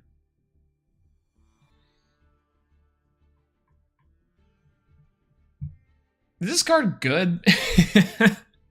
Is this card good at all? Yeah, Genshrud and the Lady Ange and the Odd Eyes Butler's Performer Pal might be good, but in all cases, that's fair. Is that card good? I think that card looks like dust to me. But again, I'm also biased. Again, I'm not super into pendulums, so that's probably why I think that. It's fine, though. Oh, Scareclaw! Wait a minute. Scareclaw is actually pretty good. We only really need one of those for stuff. We have a lot of Scareclaw support. Do we just build Scareclaw instead? Maybe. Pendulum Treasure. Okay, interesting. Do we just build Scareclaw instead? Might. Big upgrade, hopefully. 2. Hey, Performer Pal Lady Ange is there. And we got this one. It's the Pendulum Super Poly Target. That's funny. Did you buy gems with real money? No. Oh, no, I would never do that. Why would I ever? That would be insane. All right, what's the ultra? Another Scareclaw. What? Okay, this one was much better. But we still are missing quite a bit from our packs. I kind of want to just waste blow the rest of these gems real quick, just see if we get lucky. Like, even if they're just these one-ups, I don't really care too much, right? Another Creepable. Feels good.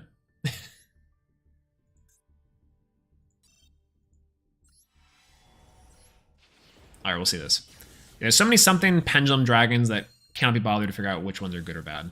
They're all just kind of like, they're kind of blend in the same way to me. Oh, Let's go, a shiny one. Okay, good.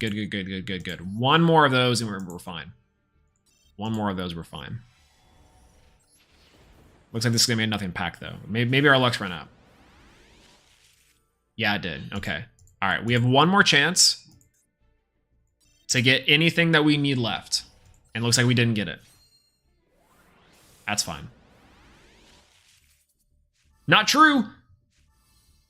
Kind of not true. Scareclaw alternative. That seems bad.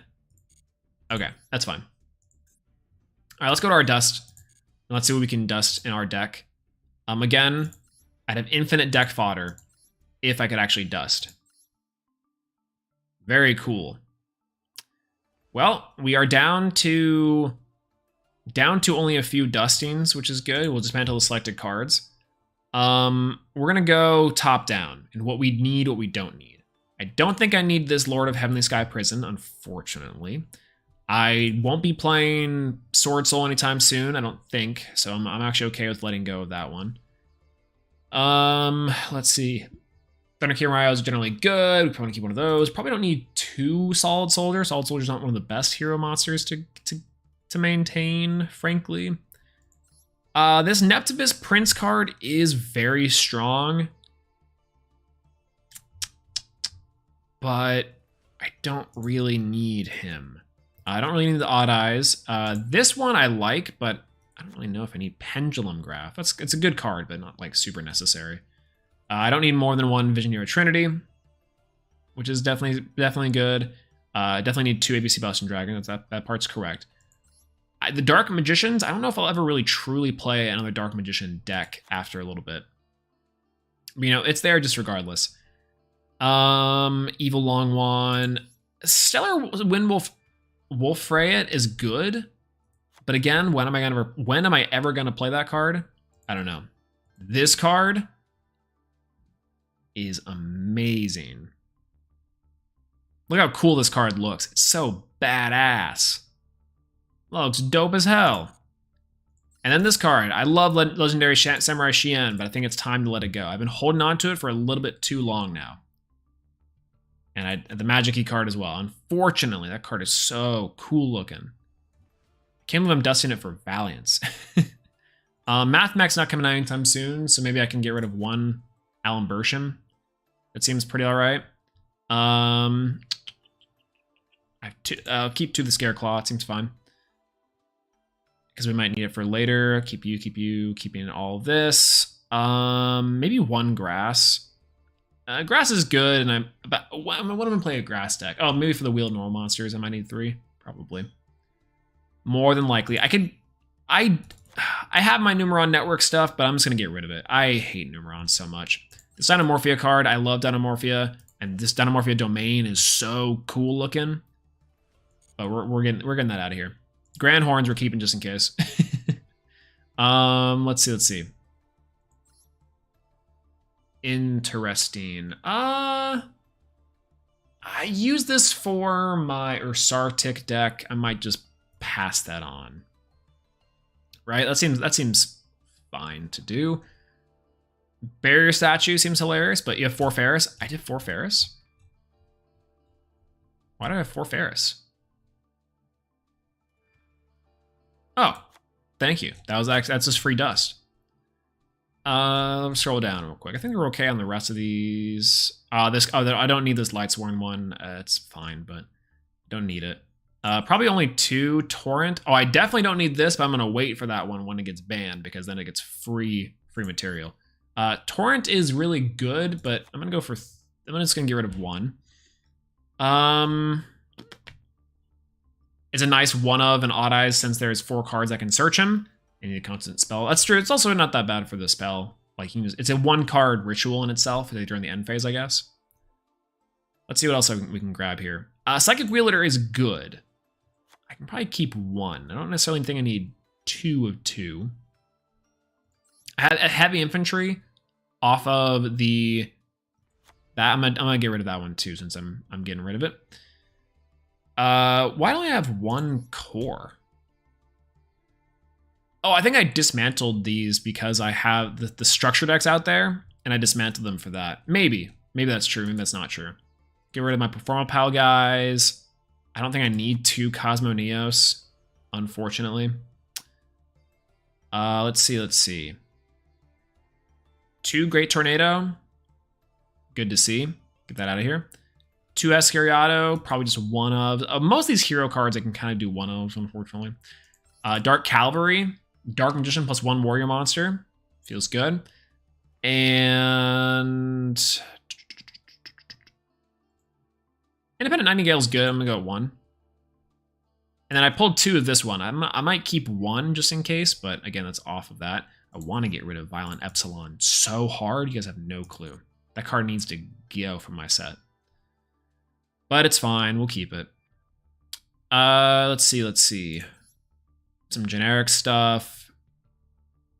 Promenade Thrash is there. Some links that I might not need.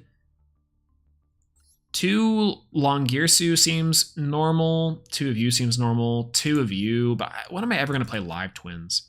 I've been looking to play Live Twins for a while now. I just never do. Definitely can get rid of that. Oh, this Ice Barrier. See ya. That card's gone. I like Ice Barriers, but just fine. Pendulum Call or Pendulum Treasure. Could keep it for this deck, but instead we're not going to. Rainbow Bridge. I'm sorry, Crystal Beast. My apologies, Neshi. Why do we have 4 of D-Call? I'm not sure.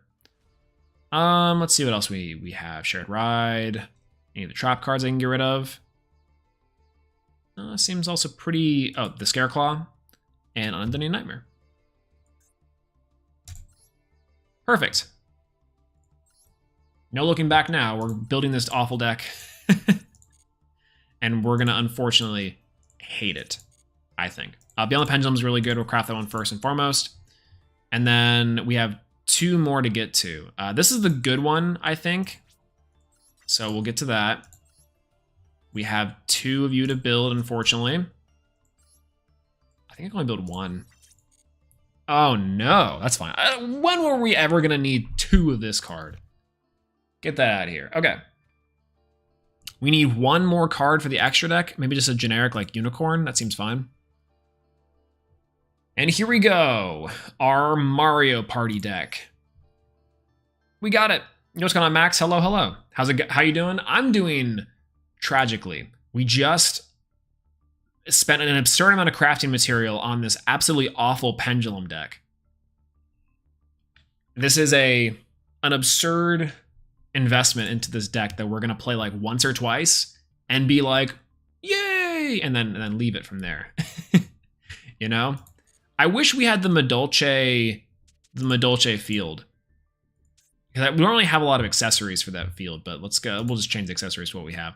I'm going to change it to the Utopia one. Protector.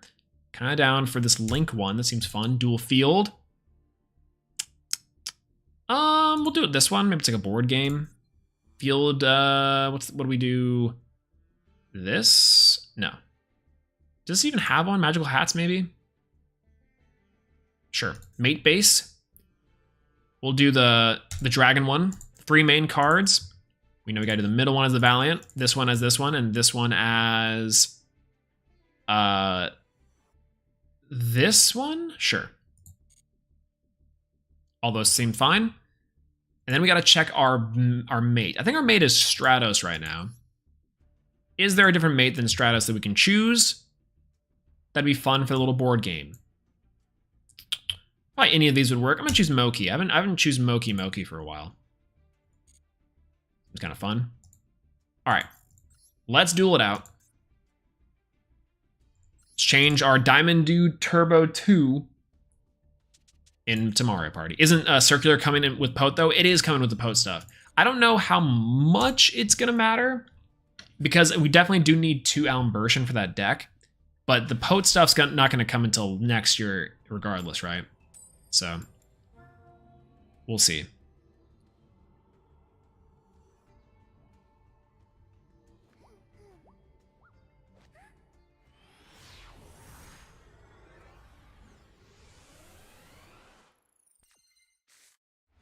Ooh. Well, this hand is kind of okay.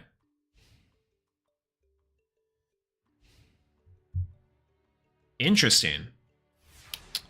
All right, we'll see. Yeah, they already added some poke cards. Yeah, it's weird how they're releasing this stuff, which is crazy. Oh, we drew both of our warriors. That's hilarious. Okay. Add one in Senate switch. If this card's in your graveyard, accept. I think we're going to.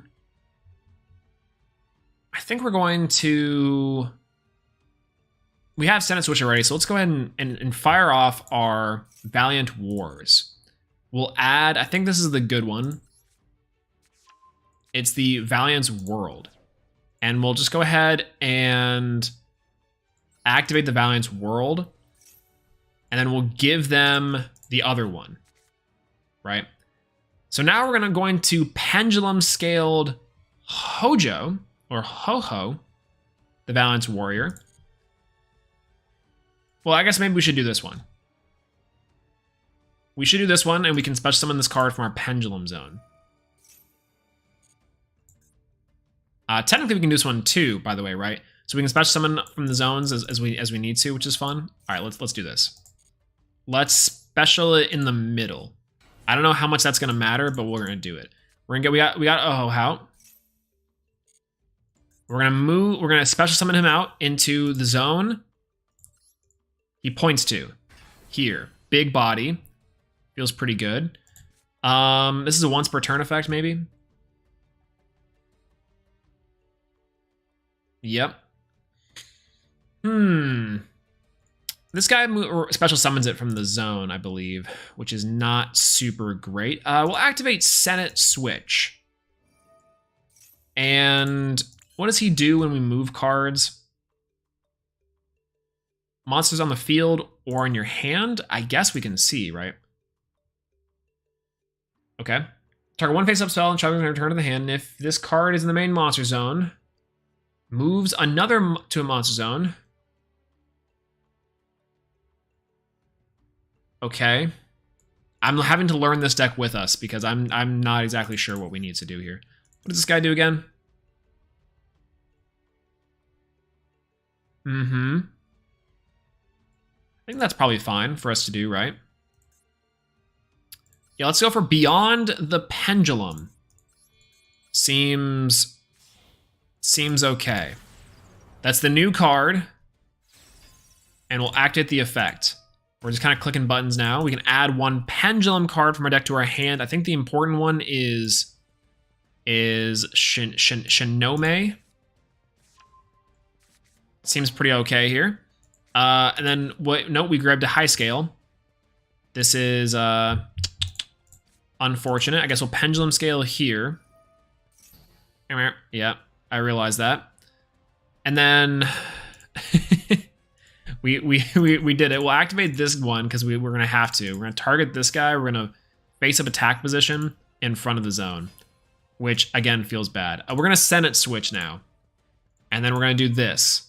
We're special summon it to a zone it's adjacent to.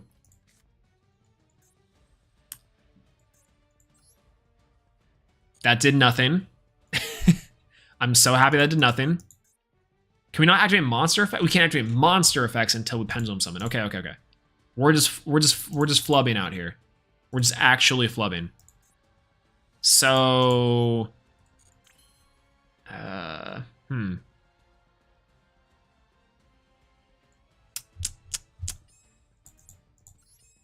Yeah, this is fun. Okay, we'll go battle phase. My brain is too small for this deck. So now we know somewhat of what this deck is functioning like. Man, this is hard already. Okay. Gotta put on my big boy smile and think that we can actually do this. I don't think it's gonna be very possible though. Reading is hard. I'm saying I just want a whole I went on a whole little rant about how reading isn't that bad in Yu-Gi-Oh! And meanwhile I'm like, sure, click, click, click, click, click, click, click. I forgot this is in a pen 1. Yeah, it feels nice to click button. I'm saying when I click the buttons, it makes me feel good. It makes me feel like I'm winning. Even when I'm losing. That's kind of fine though. Oh. Oh my gosh. Fallen of Albaz. We'll go for Max C. I guess we'll try to get the main value out of this. We definitely could have OTK'd if I searched the high scale there. So how's the deck doing? Poorly. We searched our low scale. We searched our low scale off of Beyond the Pendulum. So we're doing very bad so far. That's okay though. We just dropped Max C, so we have our low scales. Are these all low scales? What high scales do I have in here? I guess the mech cards, the mech versions of the Valiants have high scales. I guess that's true. Yeah, I'm Simple Man. When I see gold, I click. True. You know what's funny?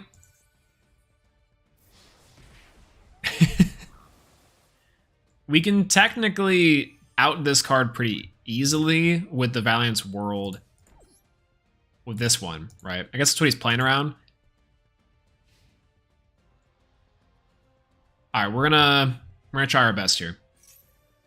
Would Mech Knights have synergy with this deck? No, because a lot of the Valiant's card lock you out of non-Valiant's main deck monsters.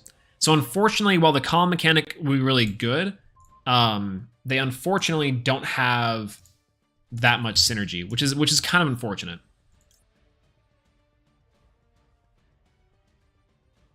Oh, hey, look at this. We have a Valorant zone. He has a Valorant zone, by the way. We have this. We're gonna place here. Let's go ahead and special. Face up, attack position. Boom. Here on the board. Mm-hmm. One, face a spell, trap zone. I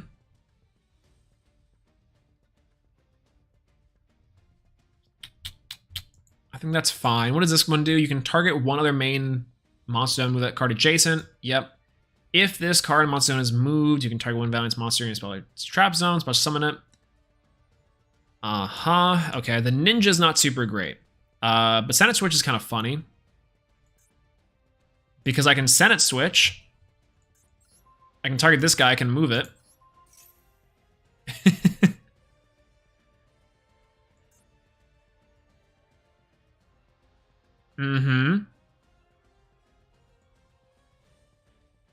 Imperm in the Senate Switch column? This guy's a madman. This guy's crazy.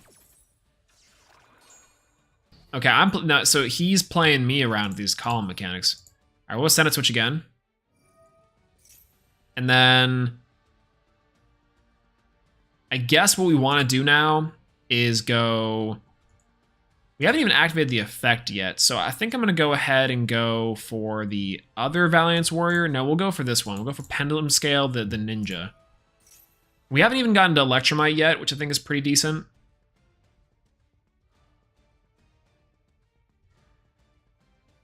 My man is playing around the Senate Switch. He's like, I see you and I got you. Brandon Red. All right. Hit me with Brandon Red.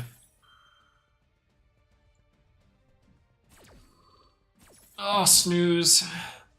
It's just like Invoked, but worse. This is crazy. Did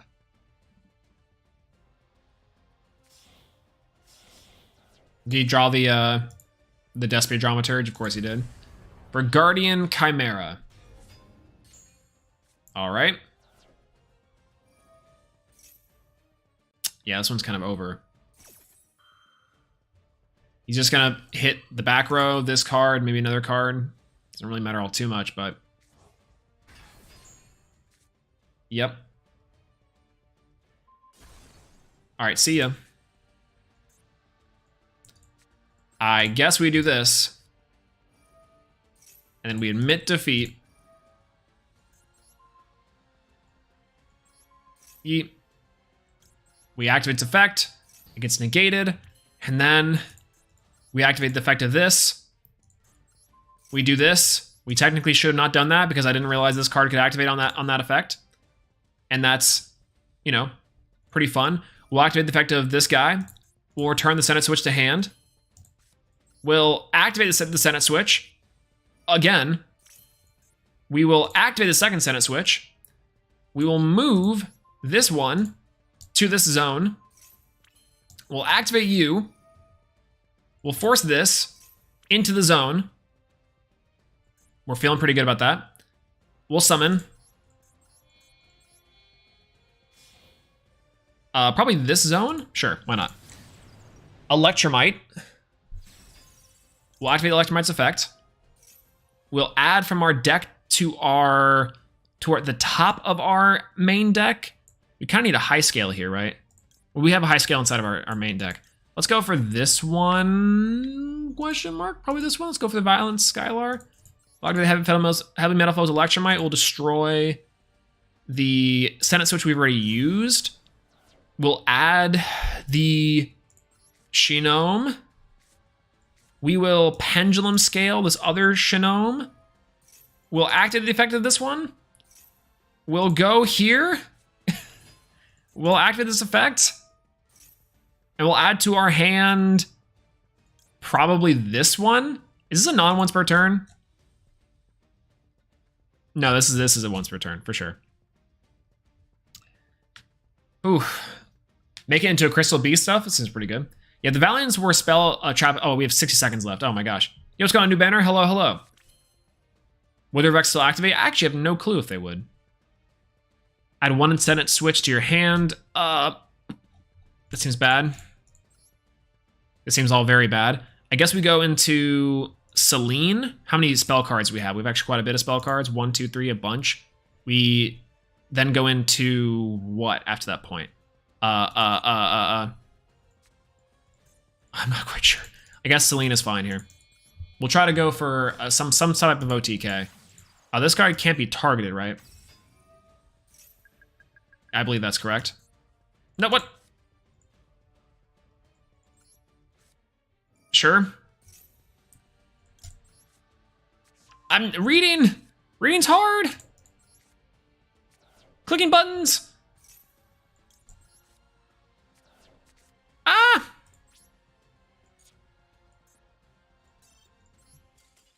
It was a warm-up game, warm-up game. What a warm-up game indeed. Okay, what did I learn from that? Absolutely nothing. I learned absolutely nothing. Let's go ahead and read these cards real quick. So all these are low scales, which makes sense on why we need high scales now. Now I'm thinking about it. I think we played 2 of the ninja, 2 of that, 3 of this one. This one's actually pretty all right. We need another high scale in here.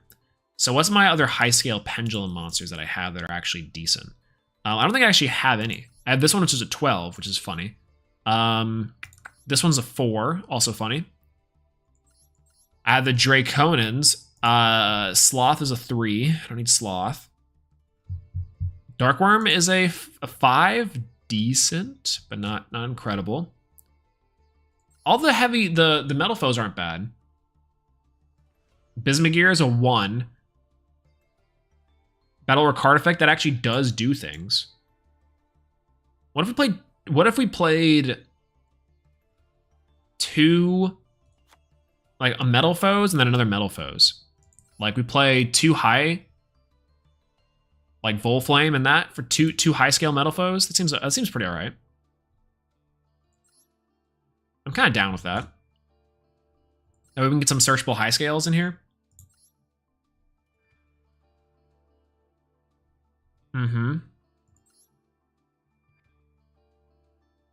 During the end phase. That one sucks. That one actually just sucks. I guess we'll add... Man, I don't know. All these cards seem really bad. Now I'm looking at this seems way more complex than I was willing to get myself into. Can you believe we spent money on this deck? Oh, these guys. These guys are the ones. Yeah.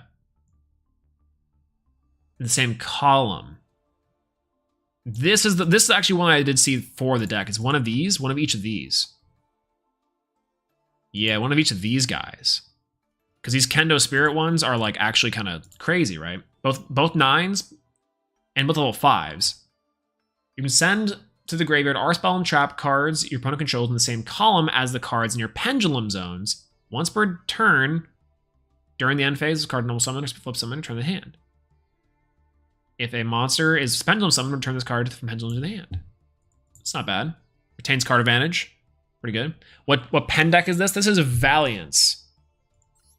Valance. I don't really know how to play this deck at all, but we're doing it. We're trying at least, I think. I think the reason why we messed up last time is because we didn't get beyond the pendulum's max ability. I think of this next one, we're gonna get it. Whew. All right.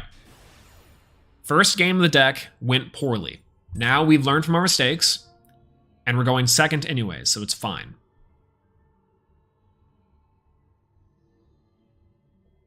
But guaranteed, we OTK there.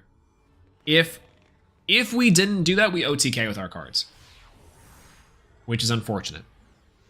Because we literally wasted a turn by locking ourselves. Okay. Alright, so welcome to reading inside of Yu-Gi-Oh! While our opponent's gonna pop off, we're gonna read. A set card cannot be activated. This is just foul. This card is the main monster zone, moves in another zone. Take control of that face-up monsters. That one takes control of a card, and perm's fine. Target one monster in either zone. Move that monster horizontal adjacent. If this card is main monster zone, moves to another zone. Target one Valiance monster in spell trap zone. Special summon it. That one special summons. This one, you can target one face-up card in either spell trap zone. Okay. Yeah, it seems like a pen deck that hardly pen summons. It actually is just a pendulum deck that hardly pen summons. That part's just true. All right, we need the field spell. No, this one doesn't need the field spell. No, it does. You need Shiranai Bancho. Shiranai Bancho. Ah, man. What? Did we just have a bad run at this? Action, lucky hand. We drew all low scales.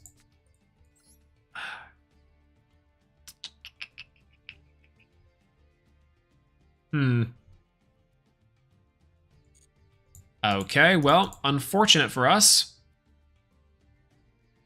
I can't believe we drew all our low scales. And we can't get to the field spell, which is actually, I think, the most important part.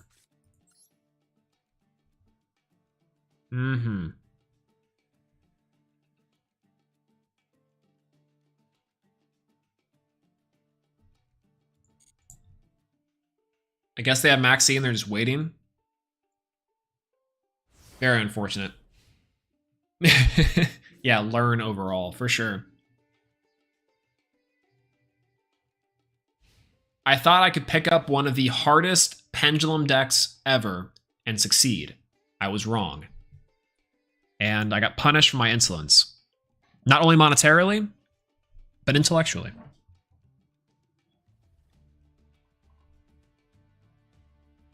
A 60 card deck? I don't like the sound of that. It could be Witchcrafters.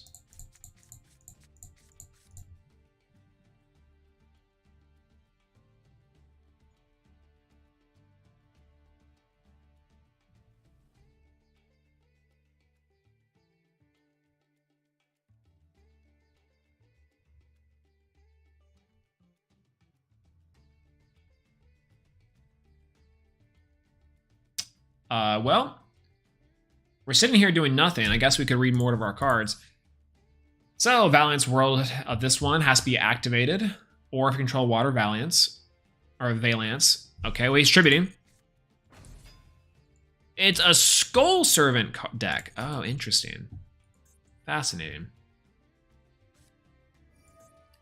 Sorceress Spell Wall. Okay. Fascinating.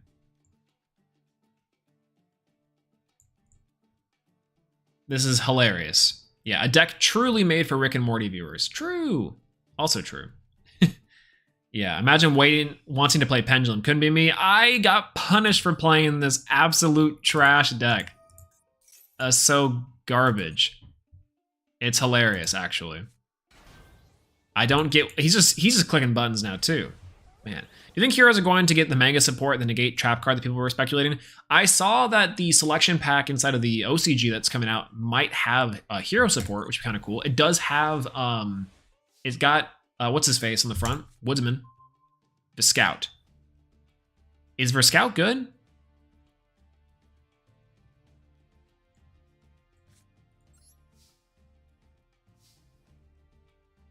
Yeah, this one actually is the good one. This one's actually pretty good. Except from the extra deck. Okay, it's a fire one. That's good. That works for this guy. Okay, yeah. This one works.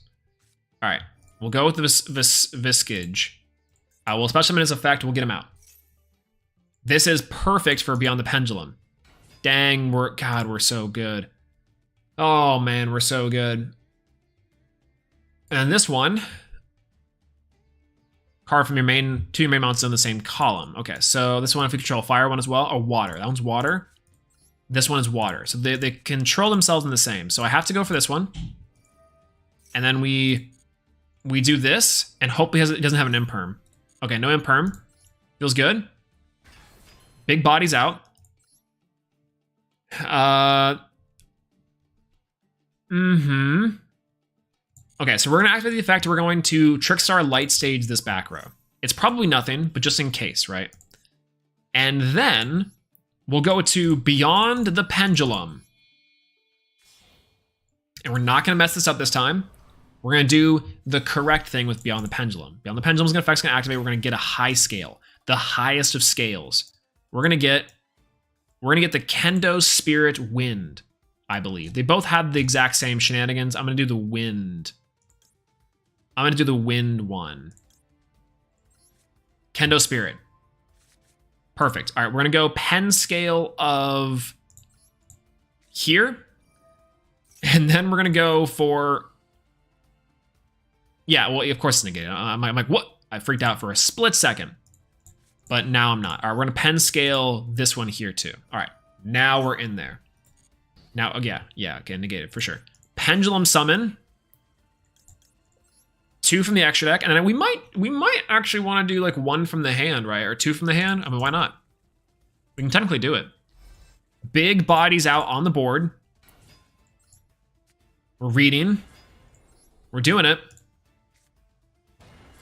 Freeze up our zones. And this is pretty good.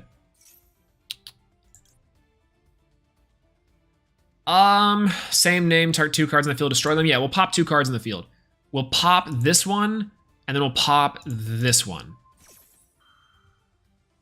Feels pretty decent. Yeah, we'll pop 2 cards. Feels pretty good. The Kendo Spear returns to the hand. Also feels pretty good. Okay, so this guy can move a card. So this one, when it moves a card, special summon, place 1 Valiance Pendulum Monster from your extra deck. Yeah.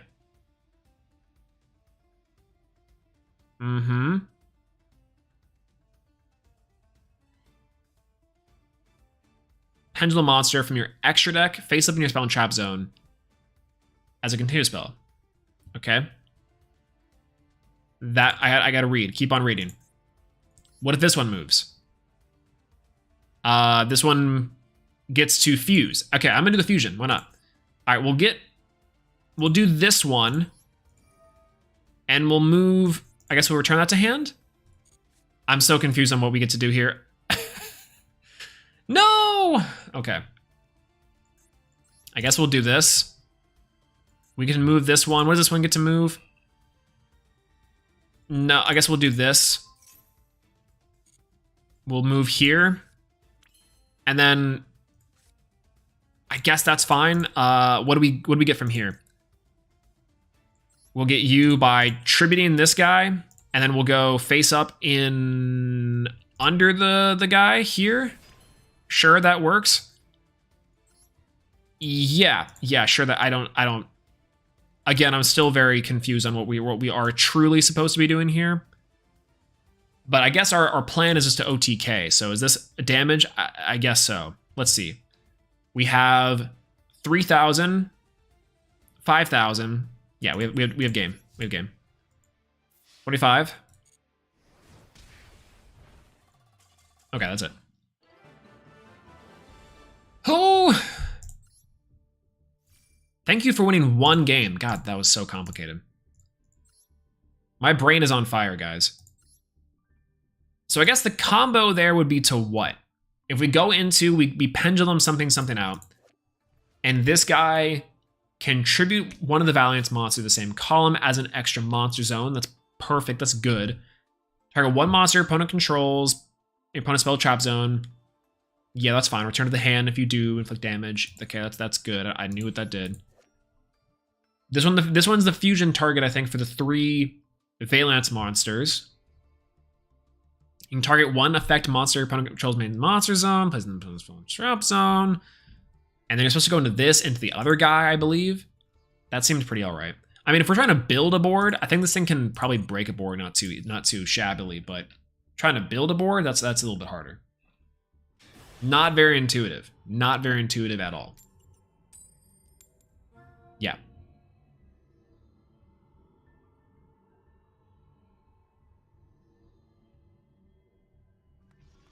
Luckily, though, we keep on going second. At that point, we kind of know what to do. This deck is wacky. And we still did not draw a good hand. Wow, geez. Whew. I guess in theory is that we definitely just need to get to 2 pendulum monsters. So whatever that might be is just better, for sure.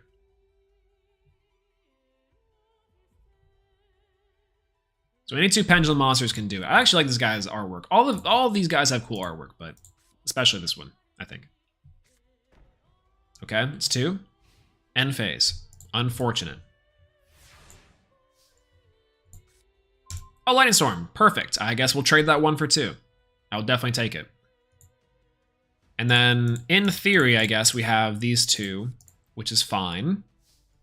But it doesn't do us anything. We need a high scale. Alright, we'll go Lightning Storm here.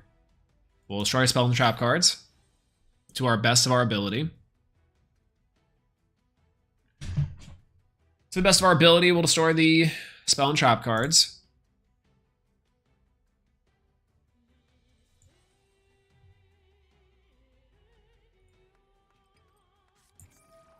Cursed Seal of Forbidden Spell. When a spell card is activated, discard 1 spell, negate the activation, and if you do, destroy it. The rest of this duel, Lightning Storm, is offline. He's playing Sacred Beast. That's incredible. All right, we'll set 1, we'll set 2, and we'll pass. Because we actually just can't do anything. So maybe putting this Call by the Grave is not a misplay on our part, and it's instead a way for him to think we're not playing specifically Valance.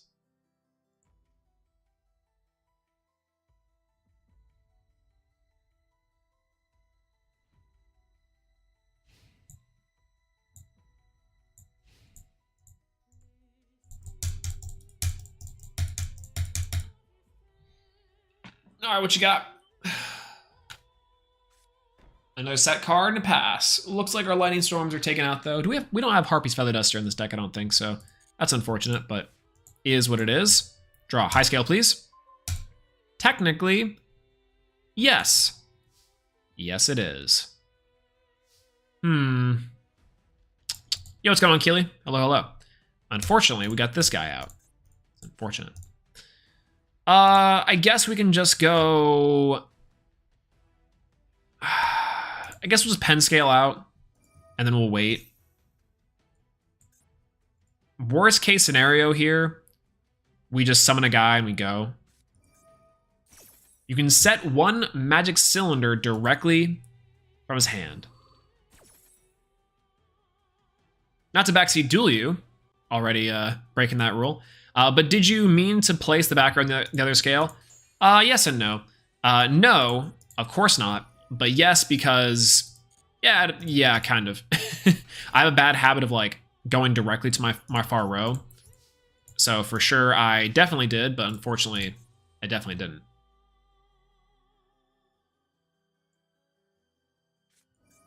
We're just gonna try to play into his shenanigans here, I guess. I was hoping that he was gonna have a monster that I could just use this Call by the Grave for generically, but I guess we don't. Which is fine. The problem is really, truthfully, that we were there. Hero player instinct, I'm saying.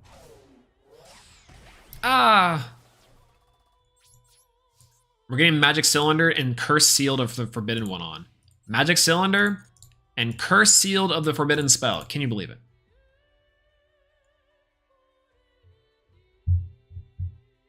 Can you dig it?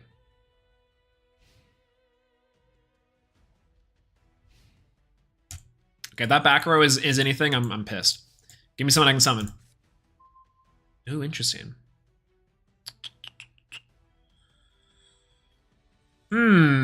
I kind of want to do that.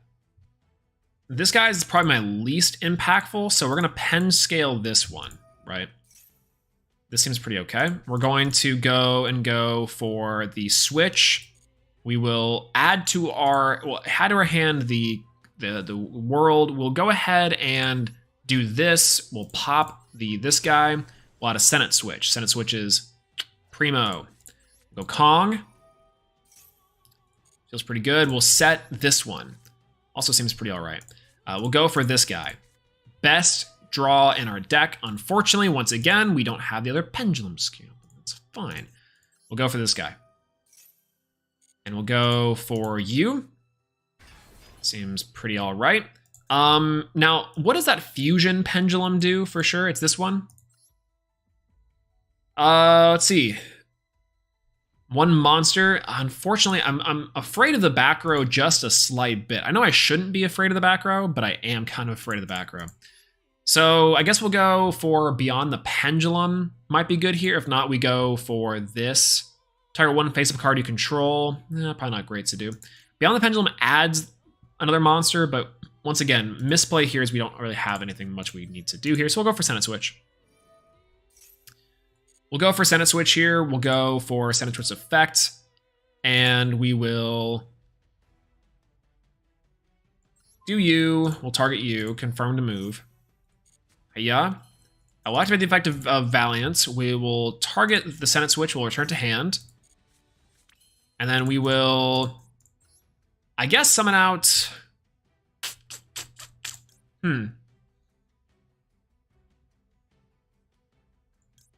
This one? Maybe. And we'll start back here, where it's initially at, for sure. All right, so if this one is moved, one monster in opponent's spell trap zone and send it to the hand, that doesn't really do much for us. We'll just go battle phase. And we'll attack for 25. What does he have? Anything crazy? Scrap Iron Scarecrow. Hilarious. I guess we'll swing him for 1,000 here. Pretty funny. Main phase 2. And we'll go for... I mean, I guess we'll leave it. What's that going to do to us? A Scrap Iron Scarecrow. He's going to keep on negating the 25. So we'll just beat him down with this for now.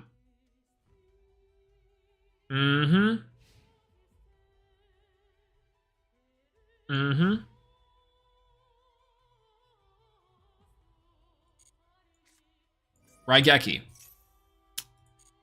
Okay, feels bad. Feels very bad. Play a monster. Free up this zone from me, please. Okay, thank you. Thank you. Oh my gosh.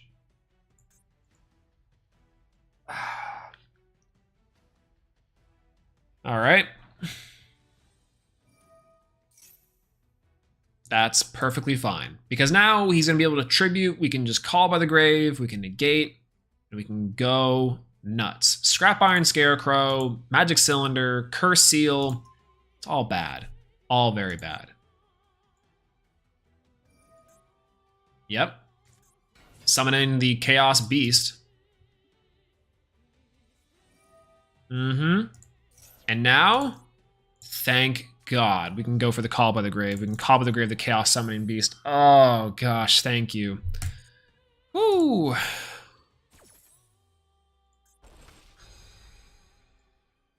Oh, so good. Now we have our zones free. Mwah, beautiful. Messed up our combo last time, but it's okay. Now we just need to see probably one Valiance monster in general, and we're probably gonna be fine. End phase here, that's okay. Because with the Senate Switch to move it underneath, we can grab back our bigger guy. which would be fine. That's not good, I don't think, so. Yeah, all according to plan, true. Yeah, we'll do the Senate switch, or we'll do this guy, we'll put you there, and then we'll put, what's this one do? In the same column, move one monster, move one monster, hunter. I think we do, what do we do here? We just go for the big guy, right? Yeah, probably for the big guy.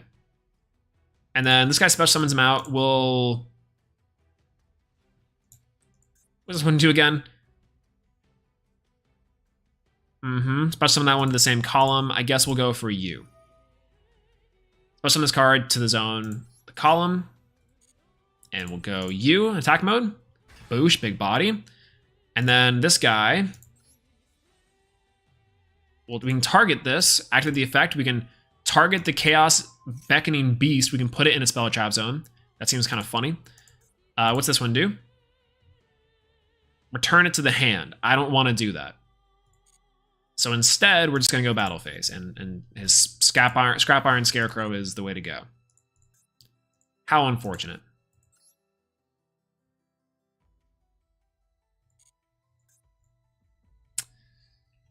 Oh, the misery. Oh, the misery.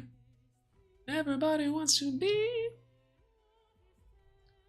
Spare the sympathy. Everybody wants to be my enemy. The problem is this guy can go this way. Just summon Jinzo. True. Big true.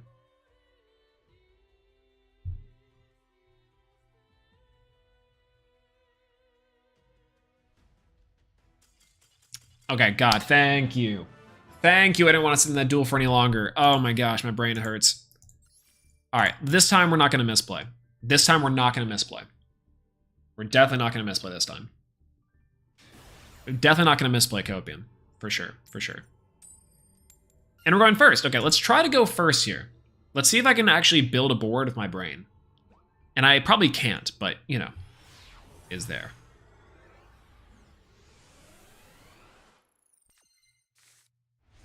Okay. Well, turns out no. But I do have Deep Sea Diva, I guess. We'll go for Deep Sea Diva. We'll activate the effect of Deep Sea Diva. And we will summon out Deep Sea Diva. Yeet. And then we'll go for... What do I have Totally Awesome in here? I can't use Totally Awesome for anything. I guess we'll go for IP Masquerena. No, we'll set. Well, this is a good start.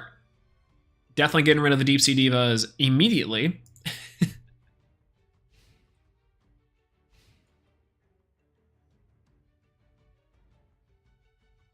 He's playing a 52 card deck? 51?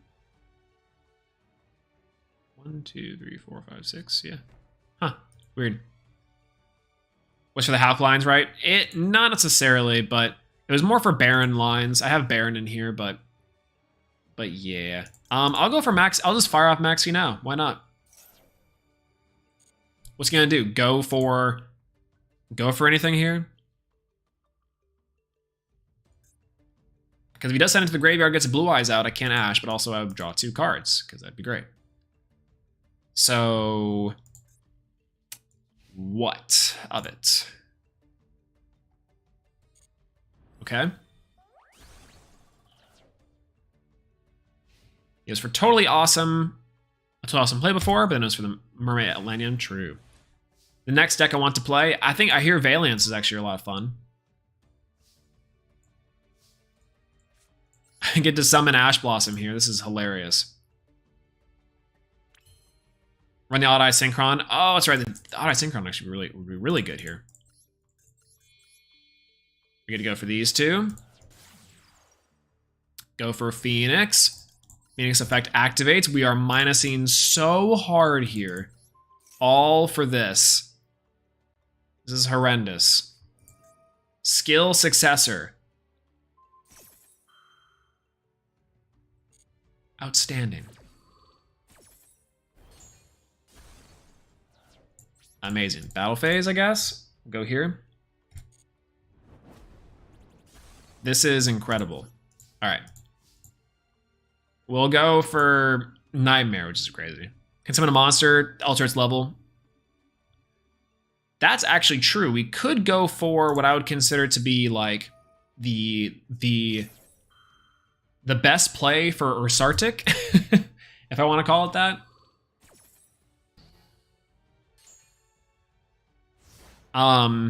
It was called it was the rocker guy.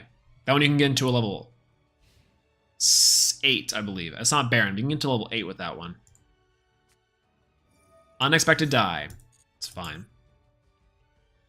This is Dragon Normal. Okay, this is interesting. Send a card passing. Oh, this is the structure deck with a little bit of the white stone in here. Muscle Medic.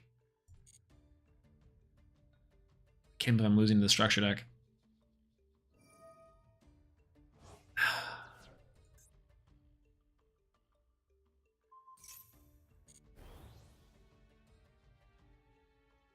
Losing the structure deck. It's great.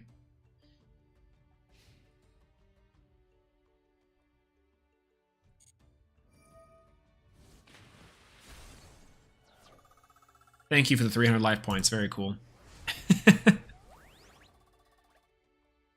All right. Look at all that card advantage lost. I should have just passed. I should have kept on passing. Ash Blossom. Ash Blossom. All right, that's fine. We're fine. We're fine. We're fine. Structure deck versus Valence going well.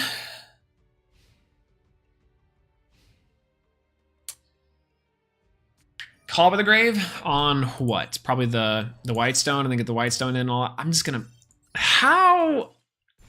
Because my deck does not have enough pendulums in it. It's the Odd Eyes. It's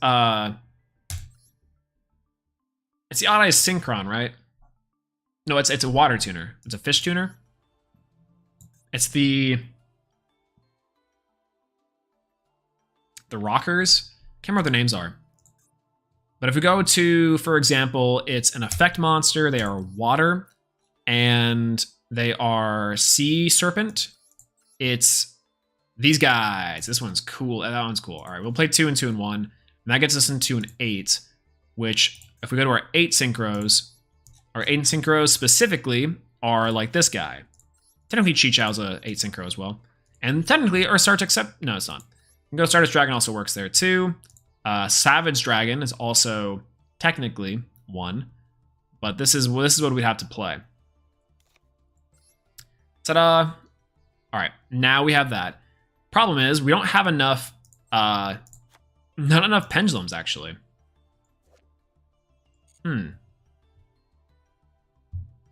Ignister Prominence? I don't think I do. I do not. That's a big UR, unfortunate. These ones are good. These ones are 2 high scales, pretty good high scales. I only probably need 1 of this guy. I probably don't even need any of this guy, actually. And definitely, like, our terraforming. Yeah, definitely a terraforming. Definitely a terraforming. All right, let's go back in. Let's go back in and let's try to... let's try to get something in and get it going. Because, man, this deck sucks.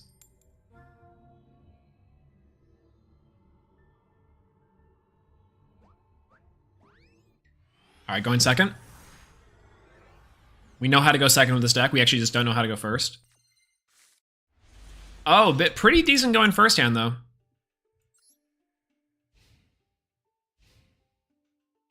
Mm-hmm. Pretty decent going first. And okay, all right. I can take this hand with a back row set. I'll take it. All 3. All 3. Okay. Well, first things first, we're gonna go for this one. We'll just go for the field spell right off the bat. We'll know specifically if we'll have this too, right? Perfect. All right. We'll go for our pendulum of this guy. Spawn point inside of the pendulum zone.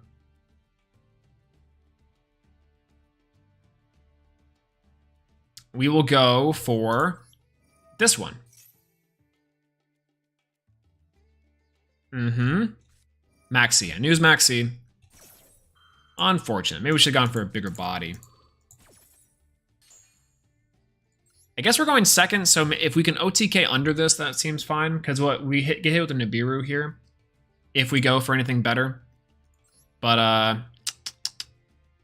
guess we add a Valiant spell from our deck to our hand.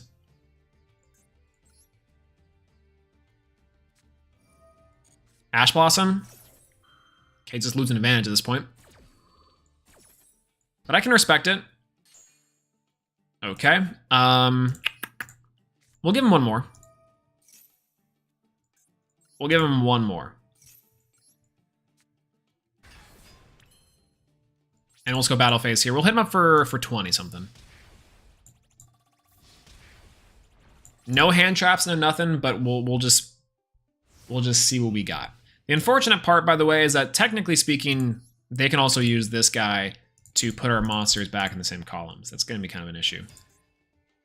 Salamangreat Mirror. All right.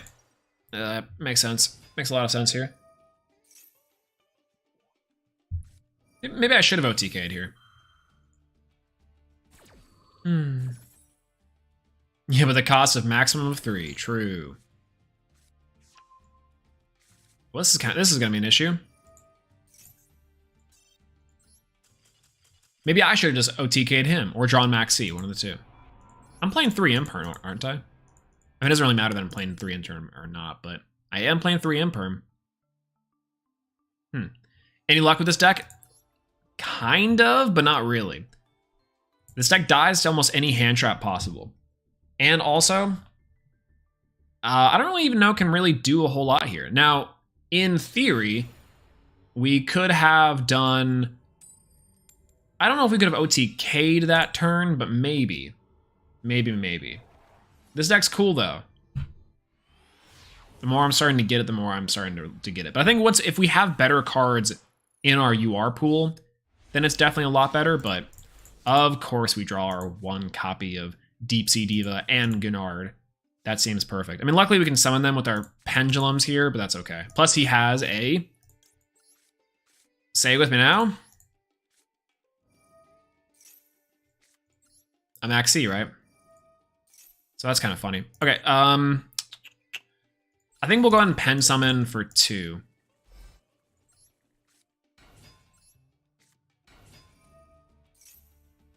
We'll go ahead and go for the Gunard. We'll banish some cards, get some info.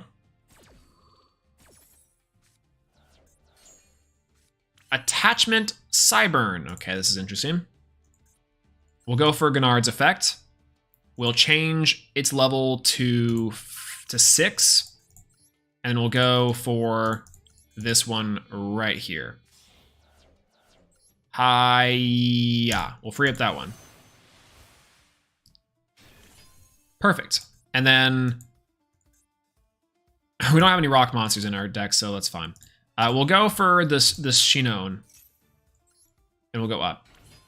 We'll go for this one. We'll go for set rotation. We'll add the card to our hand, probably the Valiance Wars, right? Add our spell trap card. We'll go for the place of the beginning. Do you want to add a... One face-up pendulum monster you control. I guess we would do this guy. We just kill the Kendo Spirit. Probably. We'll go for this. We'll go for this. We'll add to our deck to our hand the one that we want, and then we will get Senate Switch by popping the Kendo Spirit. Feels pretty all right. That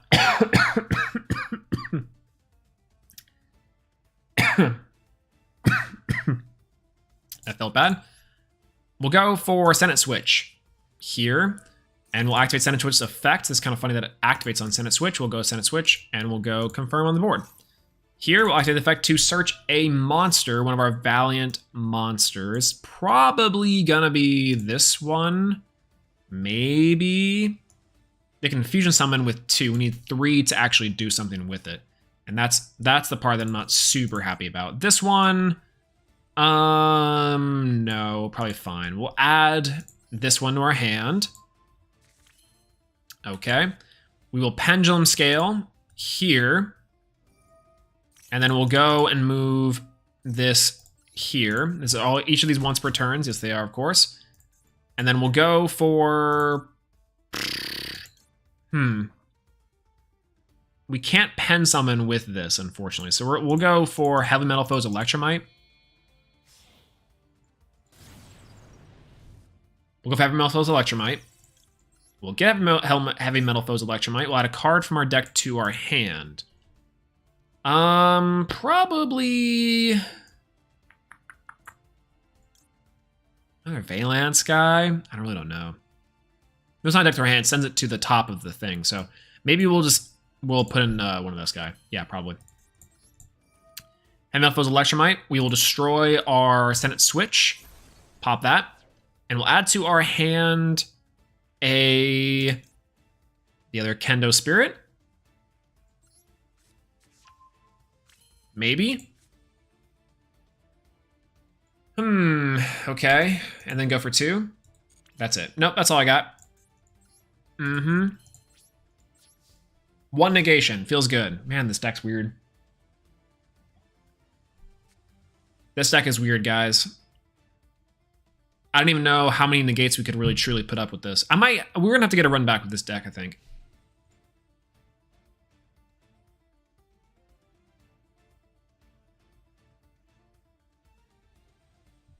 Because for sure, this is definitely not the potential in this deck, but, you know, is what it is. For sure.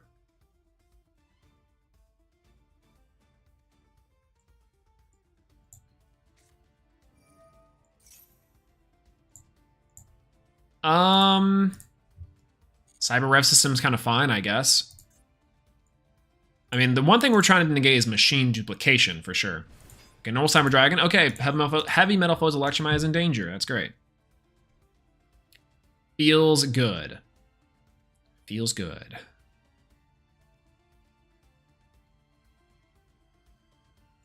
You know, it's so funny. This was completely just based off of these two and didn't have anything else to do with any of that. So that's fine. Yep.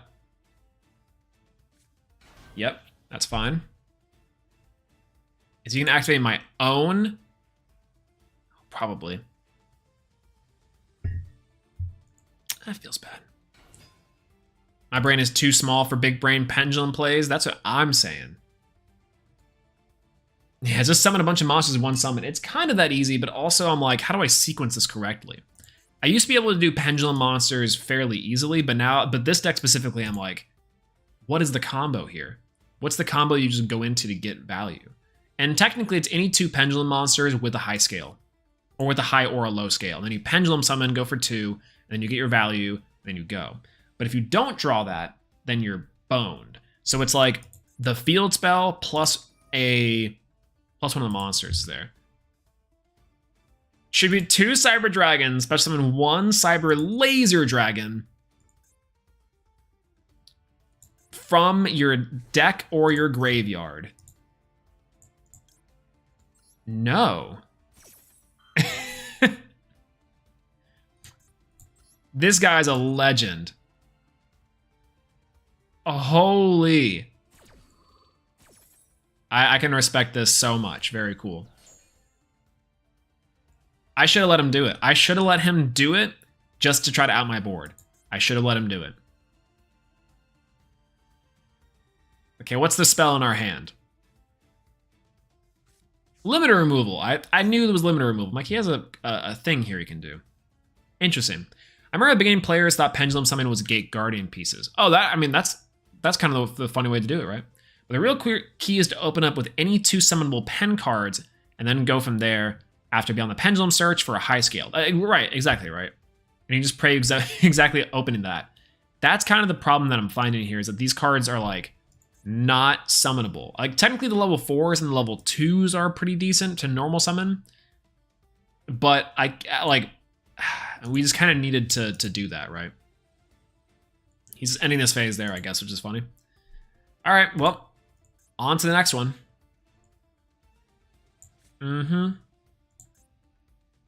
We just keep on keeping on now. We're gonna win this one regardless, just because we're goated with the sauce like that. But man, oh man. Yeah, it sucks that Shino needs to be moved from the monster search. It's weird that they need to be all these cards are just strange. All these pendulum monsters are just strange. But I like it. I think it's cool. But this needs a straightforwardness to it that it's not there at all. All right, ooh, 2 high scales. Great. Well, first, we'll go for this guy. And we'll add back the Shino to the field. We will special itself to the zone. Feels pretty good. We'll then add the Senate Switch card, and we'll add their Senate Switch, because we'll need it. It'd be kind of funny. We'll go for this. We'll add the field spell from our deck to our hand, the other one, and then we'll activate the effect. We'll destroy this one, and then we'll add Senate Switch. And then what we're going to do is we're going to pen scale this high scale for PEND. We're going to activate Heavy Metal Foe's Electromite. We'll get rid of this card here. We'll add to our hand the other one, the Volflame. Pretty good. We'll draw a card after that. Ooh, feels really good. All right, we'll go for the Valiance. We'll go for Valiance Effect. We will go here. Interesting. We'll go for the other one. That feels good. We'll go for this one. Face attack. We'll spawn and go. All right, Senate Switch is there. Feels pretty easy peasy. We'll go for Valiance Ninja. We'll select you. We'll move it here. We can fusion summon from our hand, right? So what would we fusion summon here? I guess we'll activate the effect of yes. Why not? Okay, we knew that. We could have distributed the 1 and been a lot simpler there. But again, I guess that's okay. We haven't Senate switched yet, so... What does this guy get for Senate switching? Return of the hand. Yeah, sure. We'll go for our guy. We'll go for Senate switch, and we'll move you here. That seems fine. And then we just move. We'll just move this away. That's this is okay. We'll go for you. We'll buff up our water, and then this seems pretty easily, right? Like this is just game on board. So I'm pretty sure. I mean, if not, we just go for something else. But we'll go battle phase here. 18, 25. And 3K. Ooh, we were close. We are very close. Main phase 2, we'll go for Nightmare Unicorn. I guess we could have gone for the Beyond the Pendulum and then go for everything else. We'll just do that now. We'll get some more practice in while we miss lethal. Again, I think we're gonna be okay though. We'll search our deck for a scale 1. I think I'm gonna make this the robot scale 1. Feels pretty good. We'll go P scale pen 1 here. We'll go for the, yep, it's negated. Feels good. We'll go for here. Also feels good, negated. Yep. Feels all right. And we'll go for a pendulum summon. We'll pendulum summon for 1. Pendulum summon out probably... We'll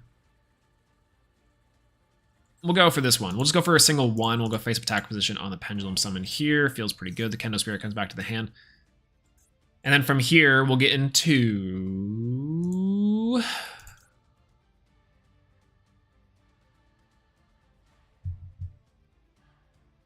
We'll go into...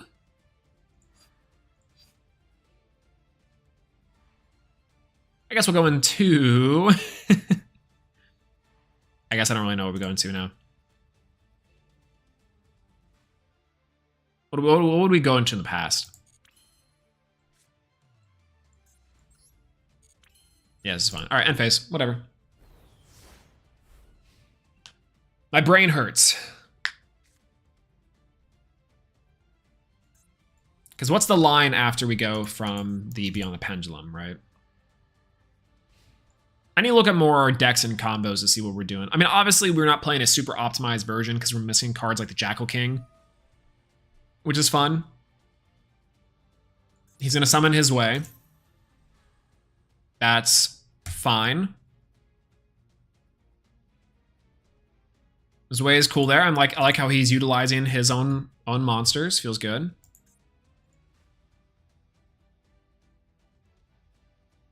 Ooh, you know, I just kind of misplayed. I definitely saw lethal there, yeah. So what we do instead of all that was we do Pharaohs. Very cool.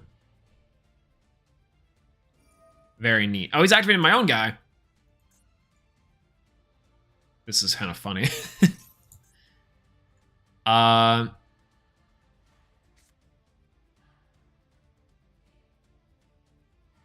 Yeah. I guess we'll just negate and destroy our own guy. He's got limit to removal in hand as the last card. We know that to be true. This is just funny. Yep. Goodbye.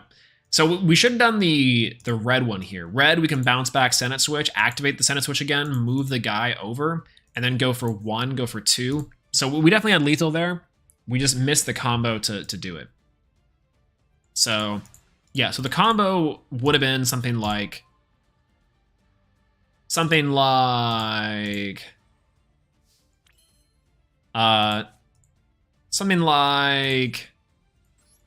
this. We go here, we can confirm to move you here. Sure, why not? We can pendulum summon the guys.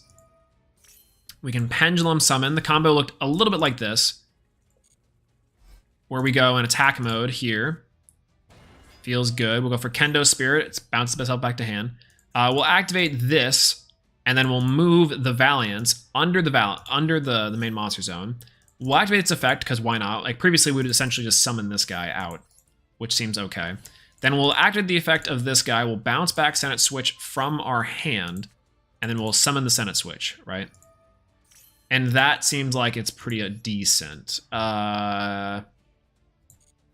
We'll activate the effect of the voltage. Sure, why not? We'll get out this guy's effect. Seems okay. And then now we'll special summon the Grand Duke. So this was lethal. This whole combo we could have just done without it. So we're gonna do that though. We're gonna just do that. And that's what we were missing previously. Is this board right here? Because by the way, we can Senate Switch now, which is kind of funny. Here ya. In battle phase. We will now go into and win. So that's what we were trying to accomplish with this. The biggest brain deck I've ever played. My head hurts. True. Like actually true though. All right, let's do one more. Let's do one more. Let's try to see if we can accomplish something with this deck and try not to misplay. Because if we misplay tonight, then we're in there.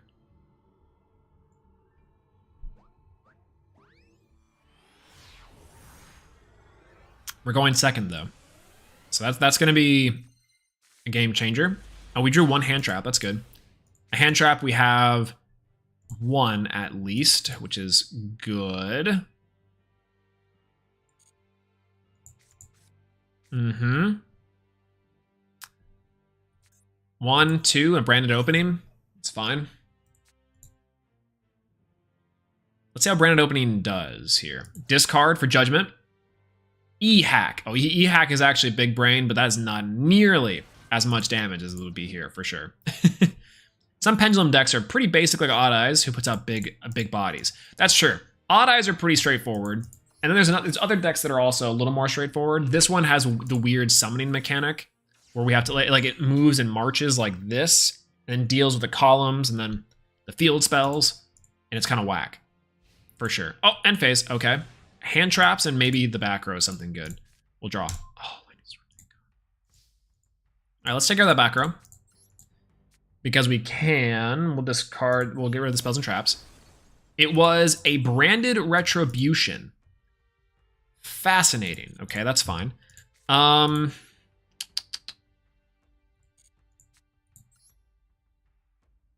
think we can do both, right? Yeah. Yeah, technically we can do both and they're both fine. They're both completely fine. He's definitely got an Ash Blossom here though. Or sorry, he's definitely got a Max C, which is not ideal. Okay. He's gonna add the branded opening to his hand. Okay, that's what that was. That's fine. So if we OTK here, we win, right? Because I don't smell a hand trap yet. But we'll be okay. We'll place that in the field zone. Okay. All right. Let's start with this. Okay. Another monster zone. Okay. We will go and add. Yeah, this is just actually bad Mech Knights. Oh, no, you're right. True. Yeah, for sure. We'll go here. And then we'll activate the effect to add a spell or trap. Just gain some value. Ash Blossom. Perfectly fine. Perfectly fine for us. That's okay. We'll pen scale here. And then we'll go for his own effect. We'll add him to the zone. Feels pretty good. Now, I could do this and destroy a pendulum monster I control. Alternatively, this guy does what? Adds a pendulum monster from my deck to my hand. Target a face-up card you control, destroy it. What's the difference between that and the Senate switch, right? Probably best, I don't know. We'll do this. We'll add the other field spell. We will destroy one pendulum monster we control, probably this one, and add the Senate switch. And then add Senate switch here. We'll put in the middle. We'll go Senate switch's effect. We will move this one here. Sure. We'll activate its effect here. And then we'll get from our deck to our hand. Okay, during remains, if you just control a special summon this card, you can place one face-up pendulum monster from your extra deck face-up in your spell and trap zone as a continuous spell. If the main monster zone, okay, that's actually the good one, right? We'll go for Scout. I think the Scout is good, right? And then we pendulum, we can technically normal summon this, right? We can go for Scout here, I think. Scout's actually fine. We'll go for Scout here, and we'll face up, go Scout. We'll activate Scout's effect. We'll place this guy in a zone. Doesn't really matter where. And then we'll activate this card's effect to special summon out the guy. This one feels pretty good. We'll go for this guy's effect. We'll get our Senate switch back to our hand because Senate switch is important.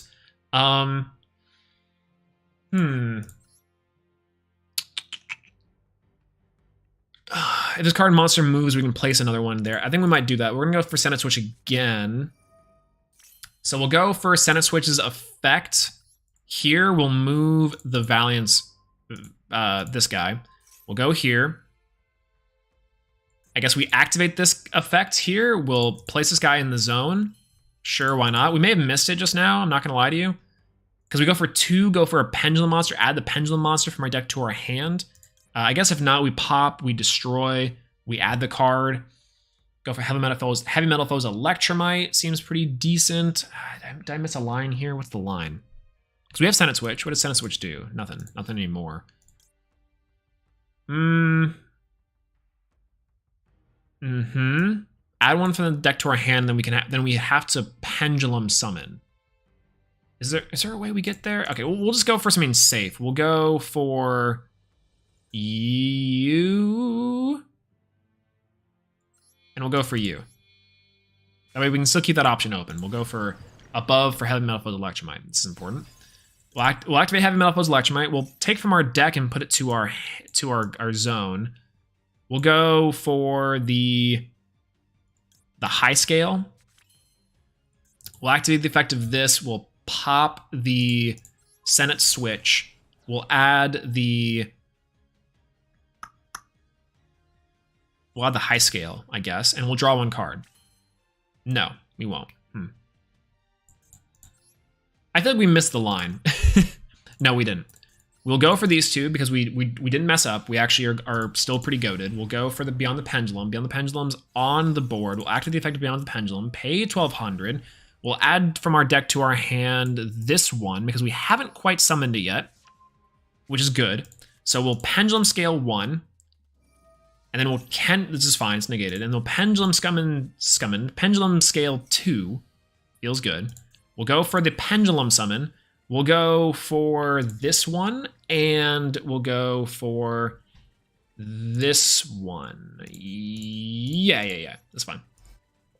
We'll go for attack position here. We'll go for attack position here.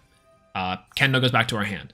And then we'll activate the effect of this. We already used the 2 cards on the field, so we'll pop the 2 zones. That feels pretty all right.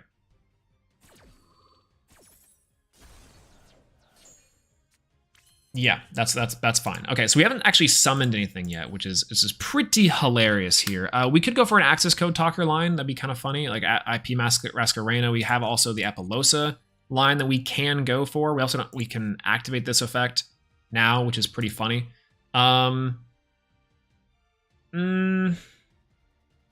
have to move this guy though. That's the problem. So we have to go into like a link 3. We have to go into like a unicorn. From these 2 into, okay, you know what? Screw it. We'll go for my instinct. We'll go this 2, go yes. We'll go this one, go unicorn. Yep. Feels good. We'll go for, no, we'll activate the effect of the world. Yep, that's fine. Yeah, we'll set the other guy on the hands. We'll activate the effect of this guy. We'll special summon to you to zone the card points to. We'll activate the effect of you. We will go for you. We'll move it underneath this zone right here. We'll activate the effect of you, even though we don't really need to do this. We'll summon out you. We'll go for you. We'll go for you. I actually didn't need to do that at all. I don't really think about it because this is really bad now because now we don't do lethal damage, even though we could have done lethal damage. We'll activate the effect of the Grand Duke. We'll add this card return to the hand, even though it seems like a really bad thing to do. We'll bonus for 800, and we'll go for 62. We'll go for battle phase. We'll go for 22, and then we'll go for 34. End phase. Well, we miss lethal. We miss lethal.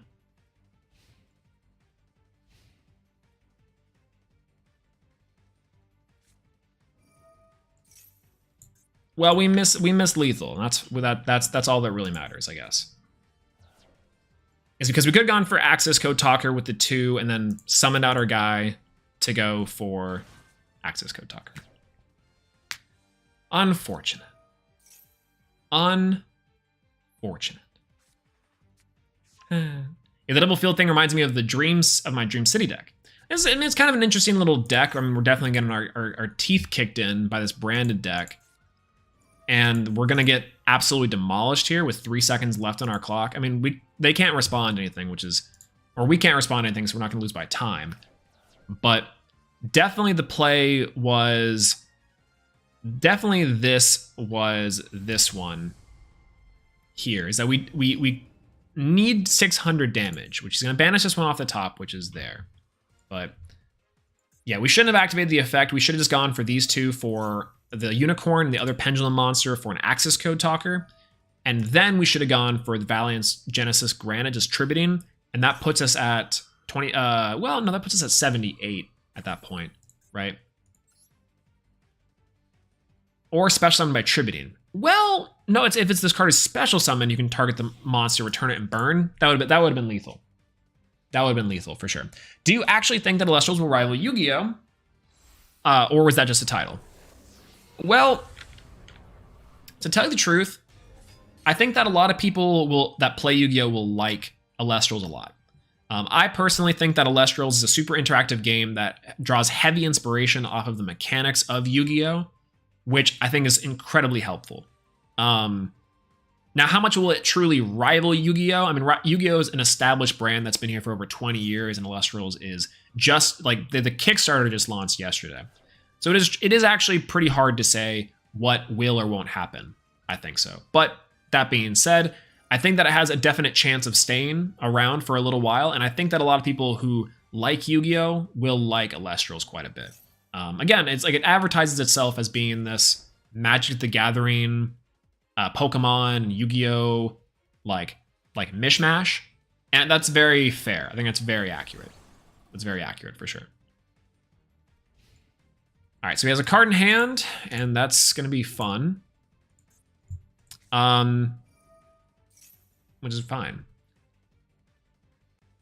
Yeah, I came across a revived Sky God engine Tri-Brigade player. That sounds obnoxious, actually. But it does sound pretty fun. All right, Brandon Red. This game's over, by the way.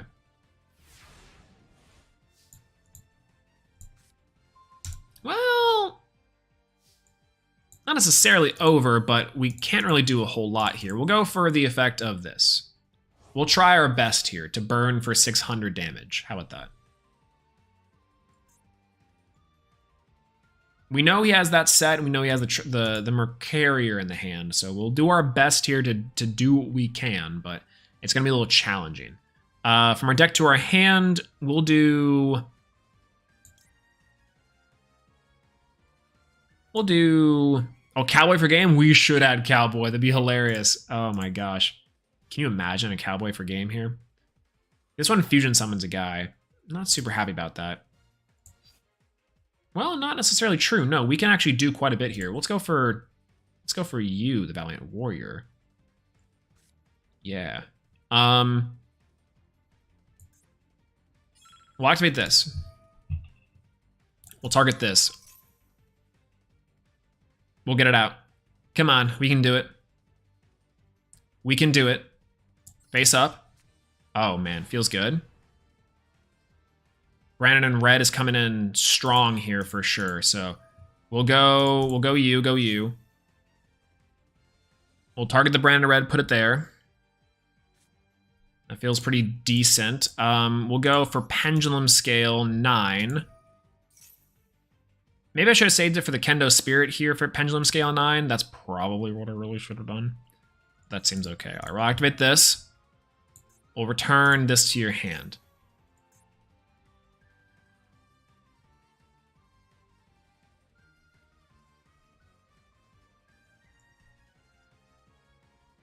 To be honest, I was actually just a little bit afraid of what could have happened here. What am I kidding? Mercurier, yep. Oh, we were close. This one was close.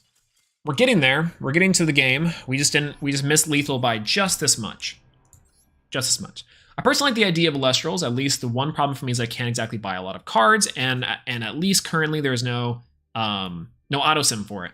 Yeah, technically they have all the cards listed, so you could, in theory, put them on free auto sim sites or applications. I don't know if I could ever truly advocate for something like that, of course, because I don't know the legal stances of that.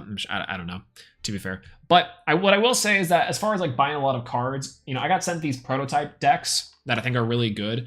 The Kickstarter ones has them for I think like $20 or $15, whichever one, for buying these, and I think it's actually pretty decent. Pretty decent value for like how much you're gonna get out of Elestrals by just the starter decks for sure. Was a cool stream. Catch you later. Thank you so much for stopping by and for hanging out with us. And thanks for the tips on the Valiant stuff. Yeah, this is a really neat thing, is this deck, but this is also a very strange deck to play. One of these days we'll have to come back to this strategy and we'll have to go and do this for sure. Yeah, just use Brandon Pen. True.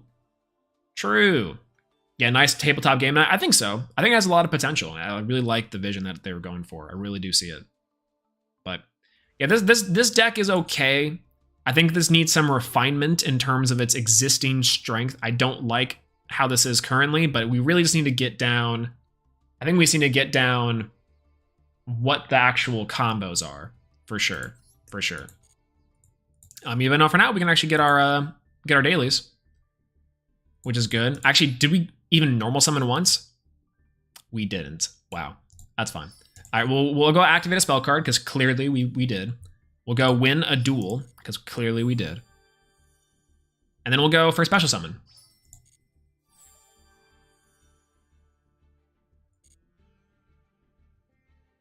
Okay, there we go.